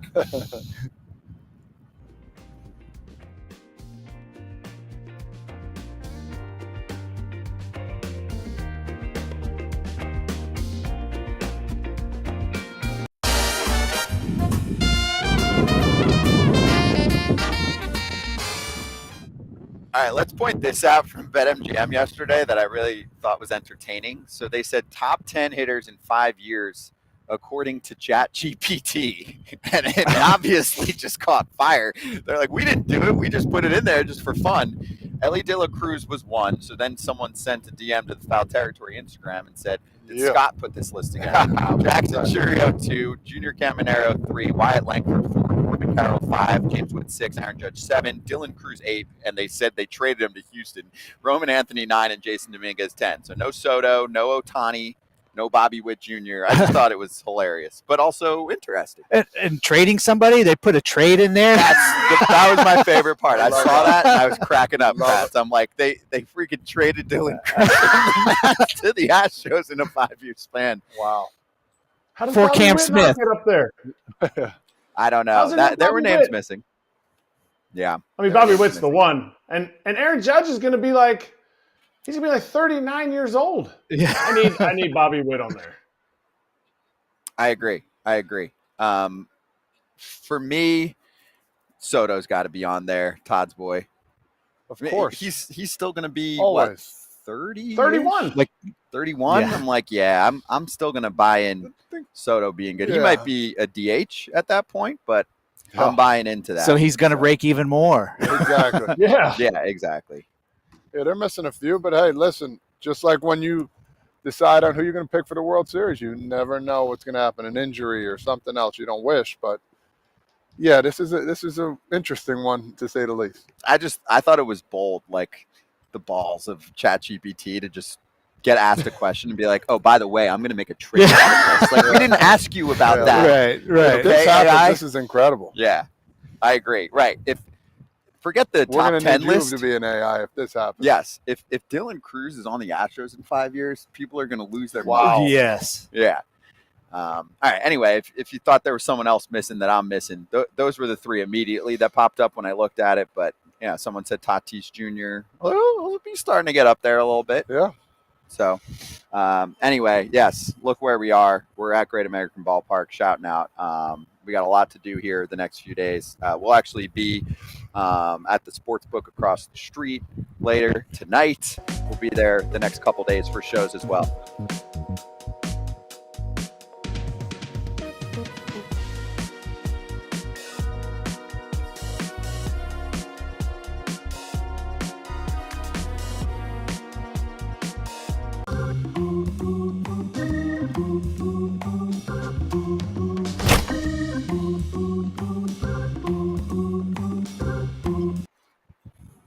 All right, what's the beef? So there was a good story in The Athletic from Jen McCaffrey about the Red Sox front office doing some audits and some changes, and that includes losing people that have been with the organization for a long time, scouting-wise as well. Kratz worked for them for like 8 minutes, I think, so we'll get him involved too. So, I mean, technically, Kratz, you were part of cuts at one point, or maybe you cut yourself, I don't know. But anyway, among them, you did. I figured that would be the case. You do that often. Among them was longtime scout Will Romey, who had a huge impact on the team. This from the story.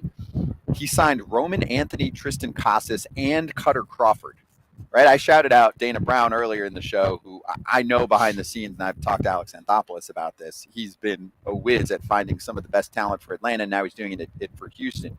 So what did you think of this story and these changes that happened? I mean, this has been a storyline for the past 10 years or so, where it's less scouts and it's more in the analytics department. So this comes to life, and it's hard for me, Kratz, to read, because I'm always like, why can't we have both? And if somebody has picked out 3 valuable players over a short time period, don't they get to stay on board and hopefully find more, or is there more to it? I think I have to be straight up honest, I think there's some inefficiencies with scouts. And scouts might be pissed, but I also think there's some underappreciation of scouts. These dudes, they work on 1-year deals. They travel 280 days out of the year. They're seeing these guys. And it's not just one person that's finding those players. Like, it is a group. So to say, oh, well, he signed them, it doesn't mean that he was the first to see them. It's a long process. And that's where I have the issue is you need these bodies. You can't just go and find somebody like a Christian Campbell. You need to see him in different environments. I remember a Pirates scout told me when Bryce Harper was coming out of high school, he's like, we don't have the first pick. We got no shot of getting Bryce Harper. I was like, so do you just quit? Because he was in his region. I was like, do you just quit watching him? He goes, I've seen 52 of his at-bats already this year. And they had no chance of picking him. So you have to have these guys boots on the ground. You can't just discount what they do. But also, some scouts need to get with the times. And I think sometimes that's why you need to make these cuts. And new front office, they're learning the people, learning what they do and what they don't do. There's a real tough dichotomy here of like different things pulling in both directions. Yeah, I think that's kind of one of the points I wanted to make. With you got scouts that have been around for 40 or 50 years. Are they adjusting to the times of what baseball is now with the analytics and stuff? Because I know that there's a lot of older scouts that say, I'm old school, I'm not changing the ways that I'm scouting players, but that's how they're signing players these days and bringing players up to the big leagues by, it's not just by batting average. It's, velocity off the bat and, on base trends, whatever the analytics they use. Some scouts just don't want to use that anymore, the old time scouts. So obviously sometimes you have to have some change after that. And listen, I'm here to back the scouts because at the end of the day, like I still talk to some of them old timers that scouted me or scouted my brothers or the guys in the early 90s, and they're still doing it, and they still hit me up. Hey, I'm at a Rutgers game just so you know, I'm looking at this guy. And I think it's pretty cool to see these guys still doing it. Yeah, I'm sure some of them still don't understand it, but at the same time, that old school input, like, can he play or can he not play? At the end of the day, is this guy going to help our ball club? Forget about all the damn numbers.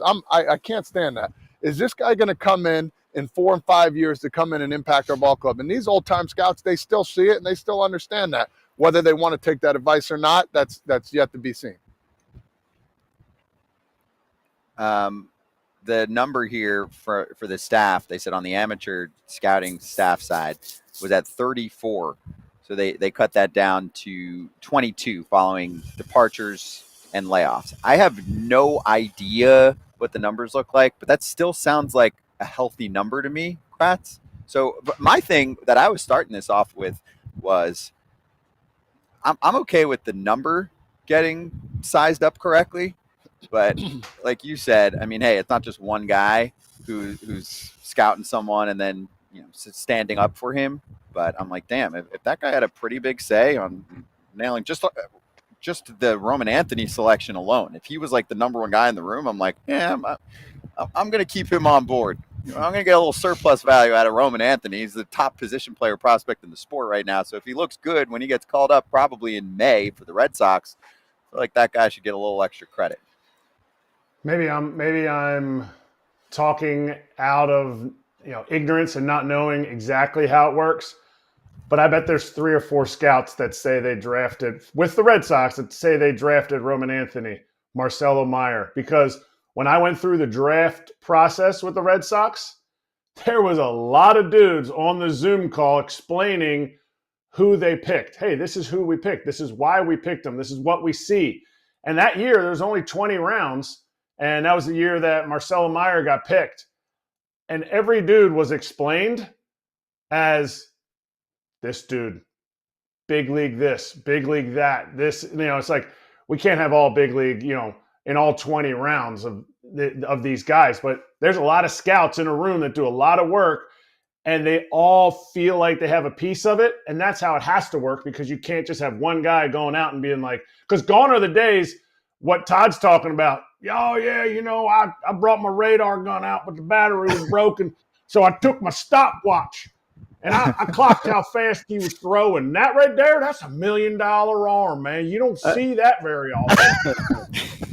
It's the Clint Eastwood of from Trouble with the Curve. We need a Clint Eastwood in every organization. Gotta have the grizzly old scout. The old scout that doesn't 96. give a rat's what and says how he feels. And you know what? Take it or leave it. I still think you need those guys in the game, and that's just the feeling. 22, like you said, I think that's a good number. But these guys are going from if you're an East Coast guy, you're going from Maine all the way to like Virginia. You got the path you're taking is absolutely incredible. They signed up for it though. Yeah, no, Mom. Yeah, you're right. I'm just saying it's a lot of tireless hours and it's a lot of driving for sure. Tough. Kratz, go ahead. You had a quick question before we hit break. What was your question? You can ask it. Oh, no, I wanted to hit when we showed Todd's signal, there was a Reds, looks like coach behind him. Yeah, he's measuring. And he had the rangefinder out. If you guys want to know what, he's right over how in depth, you see him right there. Wrong way. Nope. Yeah, right next to Todd's huge nose. He's got the rangefinder out. And I'm not saying he's going to do it, but some teams will put a pin in the ground, and that is their central starting location for the center fielder. And they pull out a little sheet of paper that sits in their pocket in the game, and that's where you see him on different counts. This guy's a -1 +2. First number means you're going -1, so you're going to go to your left 1 step, and you're going to give him 2 more steps. So you're going to back up 2 steps. And it's all from that central location. So it's rare that people see that, but you do that in every park so that you're not like, you know what? I'm close to the fence here. This looks good. That's how intricate they're working with the analytical stuff. And guys shift and change with each pitch. I didn't know about that. Me neither. Pin. I think Kratzy just let the cat out of the bag. Yeah. Wait, this pin story has got something to it.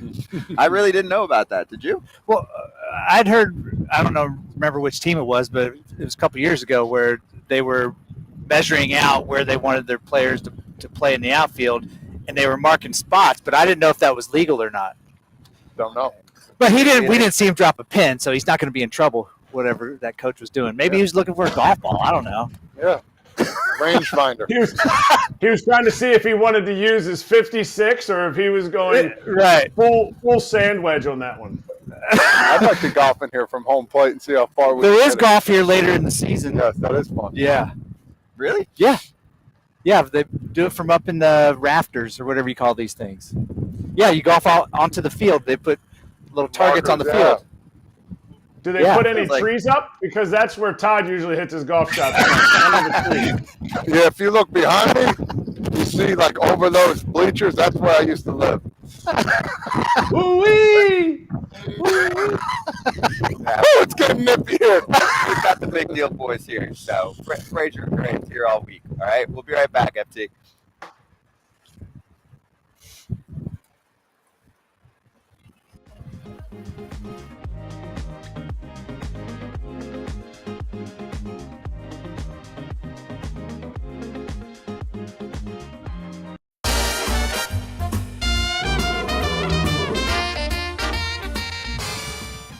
Let's hit more futures. Tomorrow I'm going to put the pressure on everyone to pick a couple win-loss over-unders that we like. But today, most bet teams to miss the playoffs on the BetMGM futures list here. Cleveland, San Diego, Milwaukee, right? Obviously, this is showing you how much, interest there is from people that are looking at these values and saying, hey, I actually think there's value here. We're not talking about the White Sox. They're probably, I don't even want to know, on the board, minus a ton, right, to miss the playoffs, if they're even on the board. Most bet teams to make the playoffs. Cincinnati's at plus 240. Arizona's at plus 115, and Boston's at plus 155. They're not giving Cincy any love. Remember we did it about the minus division? 155, minus 115. Sorry for Arizona. Yeah. Do you see? Remember in the division too, they're not giving Cincy love either. So that's a bet that you kind of trickle and follow for the whole year, in my opinion. That one to make the playoffs, and maybe even to win the division too as well. I like it. That's where there's value. That's why I don't rep losers here. Let's go, man. Kratz, we've been talking about it all off season. I mean, I got to look at what the updated win-loss total is. I'll check it out, and I'll probably hit that tomorrow. But it really hasn't moved a ton. They're not getting a lot of love. They're not, and I'm wondering why. What I'm missing. We kind of asked Patrick Mooney yesterday, what are we missing with the Cubs being the division winner? I love the money right there with Cincinnati. I am not touching one of those teams to miss the playoffs. If you've picked the Milwaukee Brewers to miss the playoffs for the last 7 years, you are absolutely in the doghouse. So to me, the only numbers I'm touching, I love Arizona making the playoffs there, and I love the Cincy pick, especially at plus 240. Yeah. Hey, you know how it works because we text all season when we're picking our games, and sometimes I'll go to Kratz and be like, what am I missing on this game? And then it's like nothing. They won 9-2. And then sometimes you get crushed. So it is what it is. But hey, we'll go over more picks tomorrow. Obviously, we'll do our season predictions tomorrow, but we'll hit on some futures as well. And if you want to get in on a little opening day action, you got a no sweat token offered on BetMGM. So go check it out. If you don't win your wager, you'll get your stake back in bonus bets. If you want to check out more information, just go into the app or go to BetMGM.com. Gambling problem or concern, call 1-800-GAMBLER. We'll be right back. Speaking of money, we're going to go over the Forbes list of most valuable teams. It's fresh.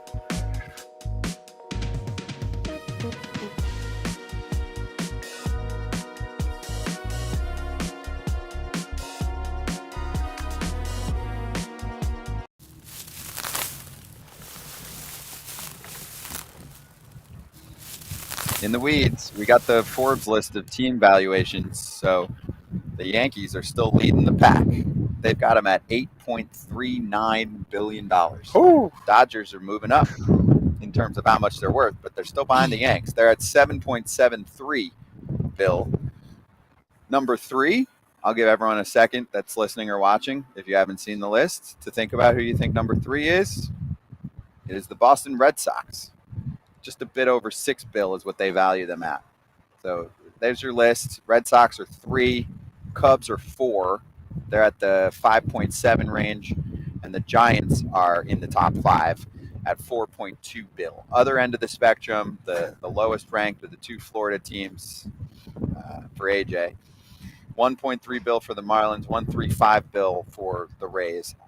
I feel like it's tough to totally judge the Rays right now, being with the ballpark situation, but they're going off the finances that they know.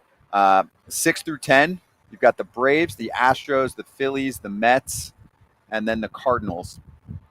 Anything stand out here? I mean, for me, Kratz, I feel like I would have thought the Mets would be higher. Not yet. That's okay. It's New York. Like that's 6 through 10. Agreed. Everybody but the Cardinals are willing to spend and really push hard. For me, if we put up the top 3 there, top 5.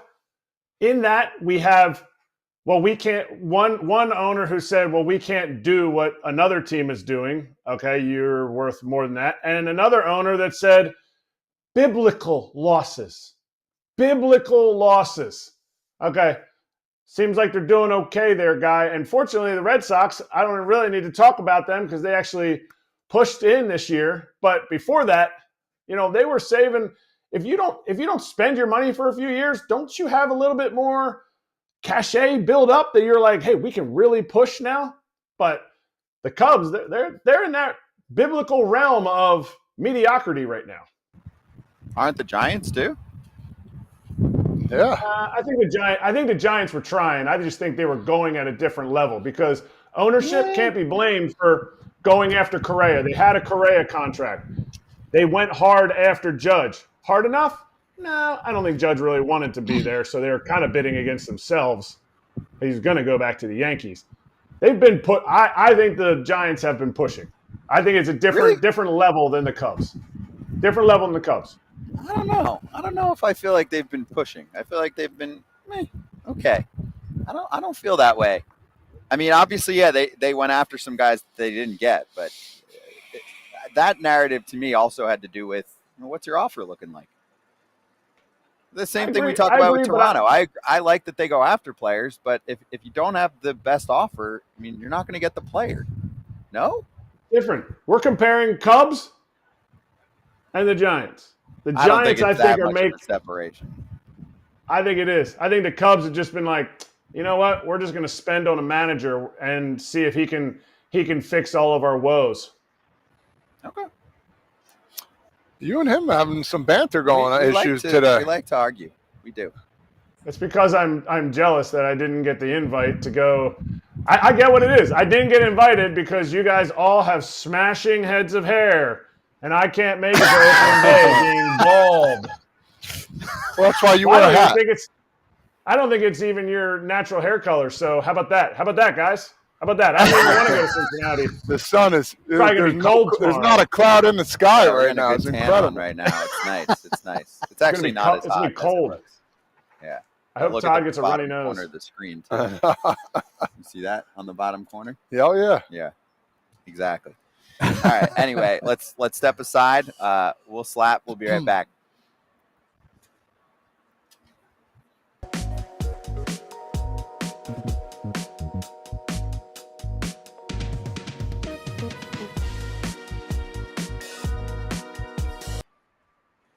All right, let's answer a question or two. Dylan in the chat said, what is SI thinking picking the Yankees over the Dodgers for the World Series? They had to have published it before the Cole injury.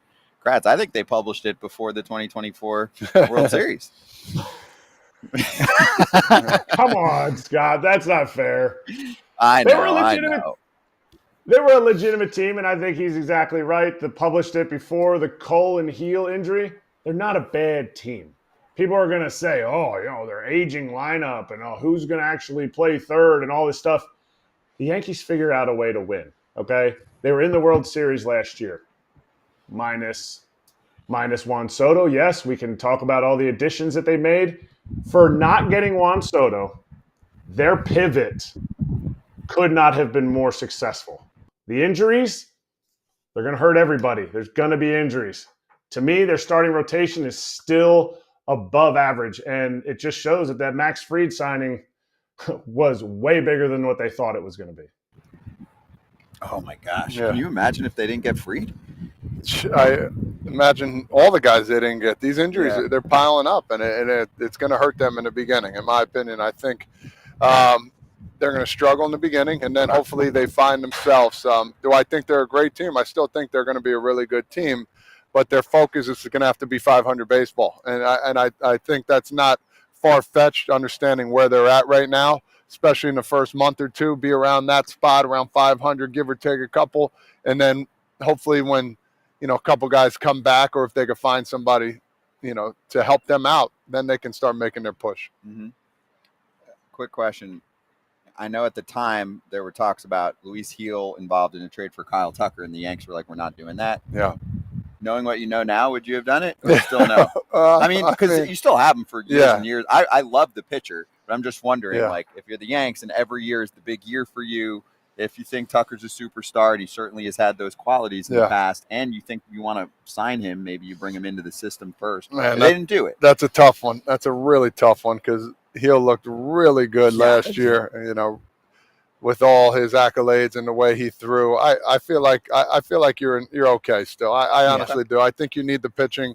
I think you start from the pitching and then you work your way up. Yeah, I'm keeping the young live arm. And not that Kyle Tucker's an aging veteran, of course. But he's been around for a while, and Gil is just getting started. Yeah. I feel like Bellinger is kind of on the same page with him as well. Yeah.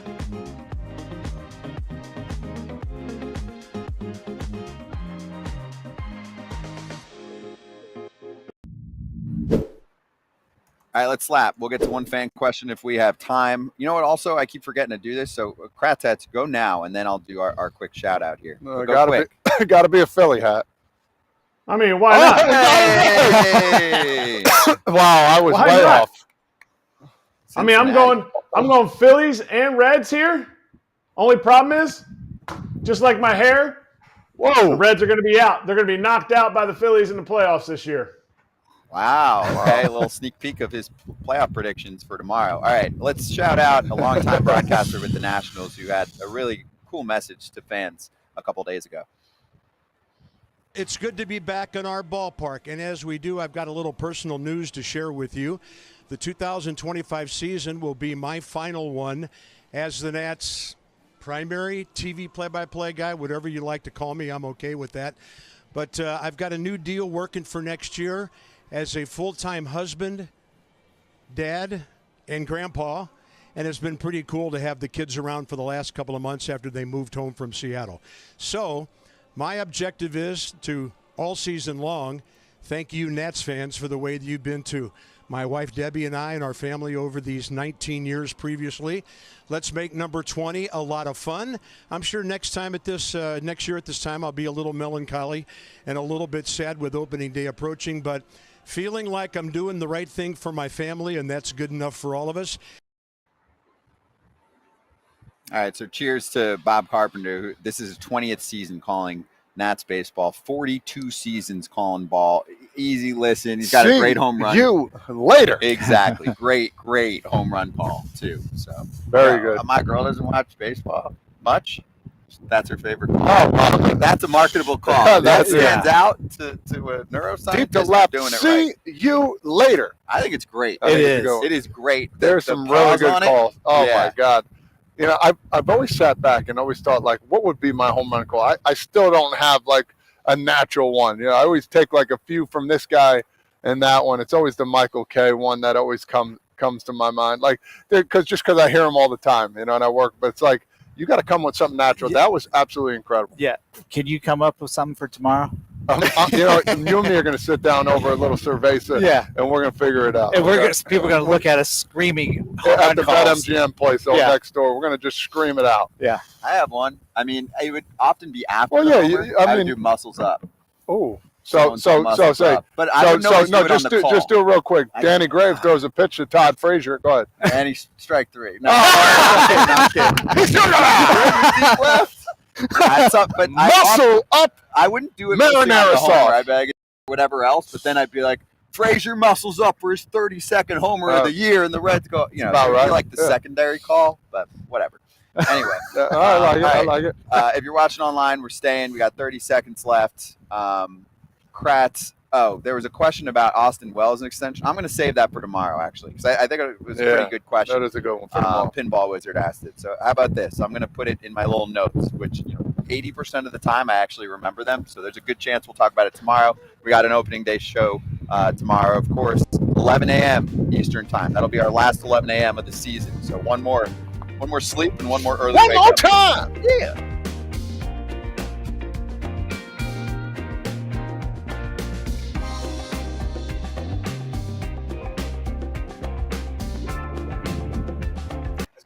Good.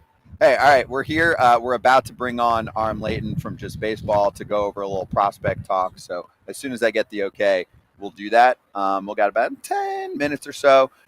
We'll go over some things for this year, and then I just wanted to make sure that you guys are doing your homework if you haven't already for predictions for tomorrow. Kratz, I'm going to get my notepad out right now. Listening to go over what Arm's got to say, baby. Okay. Yeah, hit Kratz, were you going over your? Were you giving us a precursor with the Reds Phillies thing? He did, but he was wrong. He was very wrong. Okay. I give a little bit. I give a little bit. I'm a walking notebook. I'm always taking notes. I just figure out I want to know what Todd has to pick, because if anybody looks at Todd's picks last year, absolute cash money. I'm due for a down year. Cashing in like Danny Graves at free agency. Like, Jesus. All right, well, let's do this now. Arm's with us right now, so good to see you. How you doing? I'm doing great. Thanks for having me on. Yeah, of course. Good to see you. And all right, let's do a little prospect talk, but before that, Rookie of the Year talk. So tell me how you're sizing things up right now. Well, it seems like it's really an award of opportunity, right? And you look at a lot of the names, a lot of really good players, guys that will probably have great careers, but are they going to get up in May, June, July? So that becomes a big part of it. So, of course, on the National League side, you've got Roki Sasaki, who's going to be the favorite. But as you guys know, it's a hitter award most of the time. And is Roki going to be able to rack up 140, 150 innings?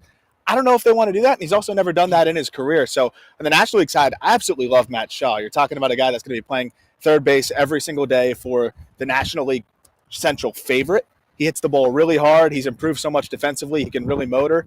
I think this is a guy that is just going to kind of take the league by storm a little bit this year and put together a nice season. That's beautiful. I'm looking on this list right now. You got your top 100 prospects. Dalton Rushing from the Dodgers. Talk a little about him. I mean, listen, this team is immersed with many ball players. Where do you see this guy? I mean, that was one where we got a lot of pushback, I think, because people just get upset about that idea, right? They've got more coming. But Rushing's a guy that I got to talk to last year about the defensive side of things, and he's like, I'm focusing way more on the glove. You know, the bat I know is going to be there. and he proceeded to hit 26 home runs in AAA, put up a hard hit rate nearly of 50%, and the glove got a lot better, and it looks like he can really be a solid defender, threw out 30% of base stealers. So you're looking at a guy here, that was also while they were experimenting with him in left field.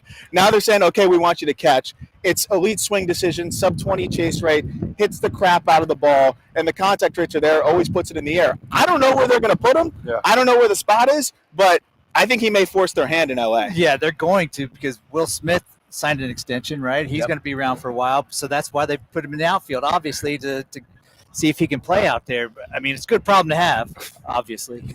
For sure. It is. Jackson Jobe, what do we got? I mean, the guys on the opening day roster, he's in the rotation. Is this the American League Rookie of the Year? He's got to be one of the favorites. He's going to get the opportunity, right? And I think he's clearly not afraid of the big moment. We already saw him pitching out of the bullpen for the Tigers. I think that entrance was one of the most electric things in his MLB debut that we've seen from a young arm. The challenge is going to be just missing some more bats with that fastball, but we've seen him flash the changeup that looks like a plus pitch that he's developed, the slider that made him the top prep arm in his class that he could rack up over 3,000 RPM with. He's mixing a cutter as well. Once he just gets a little bit more comfortable executing, he's got the moxie on the mound. He's pitching in a very friendly ballpark for his side of things, but he can get away with maybe leaving some over the middle because you've got a lot of space to work with there. I think he's got to be one of the favorites as well, even though it is a more hitter-friendly award. Is he more polished than Andrew Painter with the Phillies? Because he's obviously going to be a guy that's going to be held back a little bit based on the injury, but the video I watched, Jackson Jobe is electric, Andrew Painter's electric, but Andrew Painter is electric with command.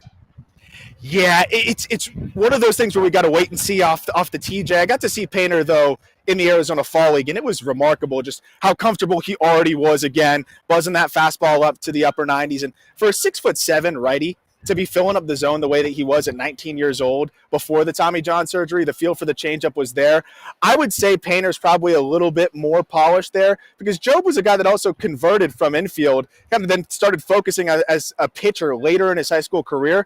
Phenomenal athlete on the mound. I think he's going to put it all together and be fantastic. But Painter, I think he's got that in-zone confidence and can just fill it up with 3 pitches that are comfortably plus. So was this list made before Cam Smith officially made the roster for opening day? Yes, it was. And it was funny because he was one of my favorite guys in the draft class and a guy that we had pretty high up there. But I don't think anybody even expected him to just take the spring training by storm like that and not only force their hand to say, hey, I need to be on that opening day roster, but hey, you can experiment with me in a new position. Right. That's how good the bat is. So he was just on the outside there, but a guy that I'm expecting to, I mean, you talk about the moxie and the comfort and all those things. He's very much ready for it. And how hard he hits the ball, the athleticism, I think he's going to be a really fun player. No doubt about it. Now, give me a guy. We got our top 10. Give me a guy that undercoverly in this 100 MLB prospects, if you could think of one where it's, you're going to see this guy coming up in the next year or two and just absolutely go out and bang or pitch well. Which guy you got in your mind? At the big league level? Yeah. I mean, I just watched Bubba Chandler in the spring breakout game, and that guy's fastball. Some of the swings that these poor low-A guys were taking at it, and good hitters too, like first-rounders that were just selected, where it's the classic like check swing because the ball is already by you.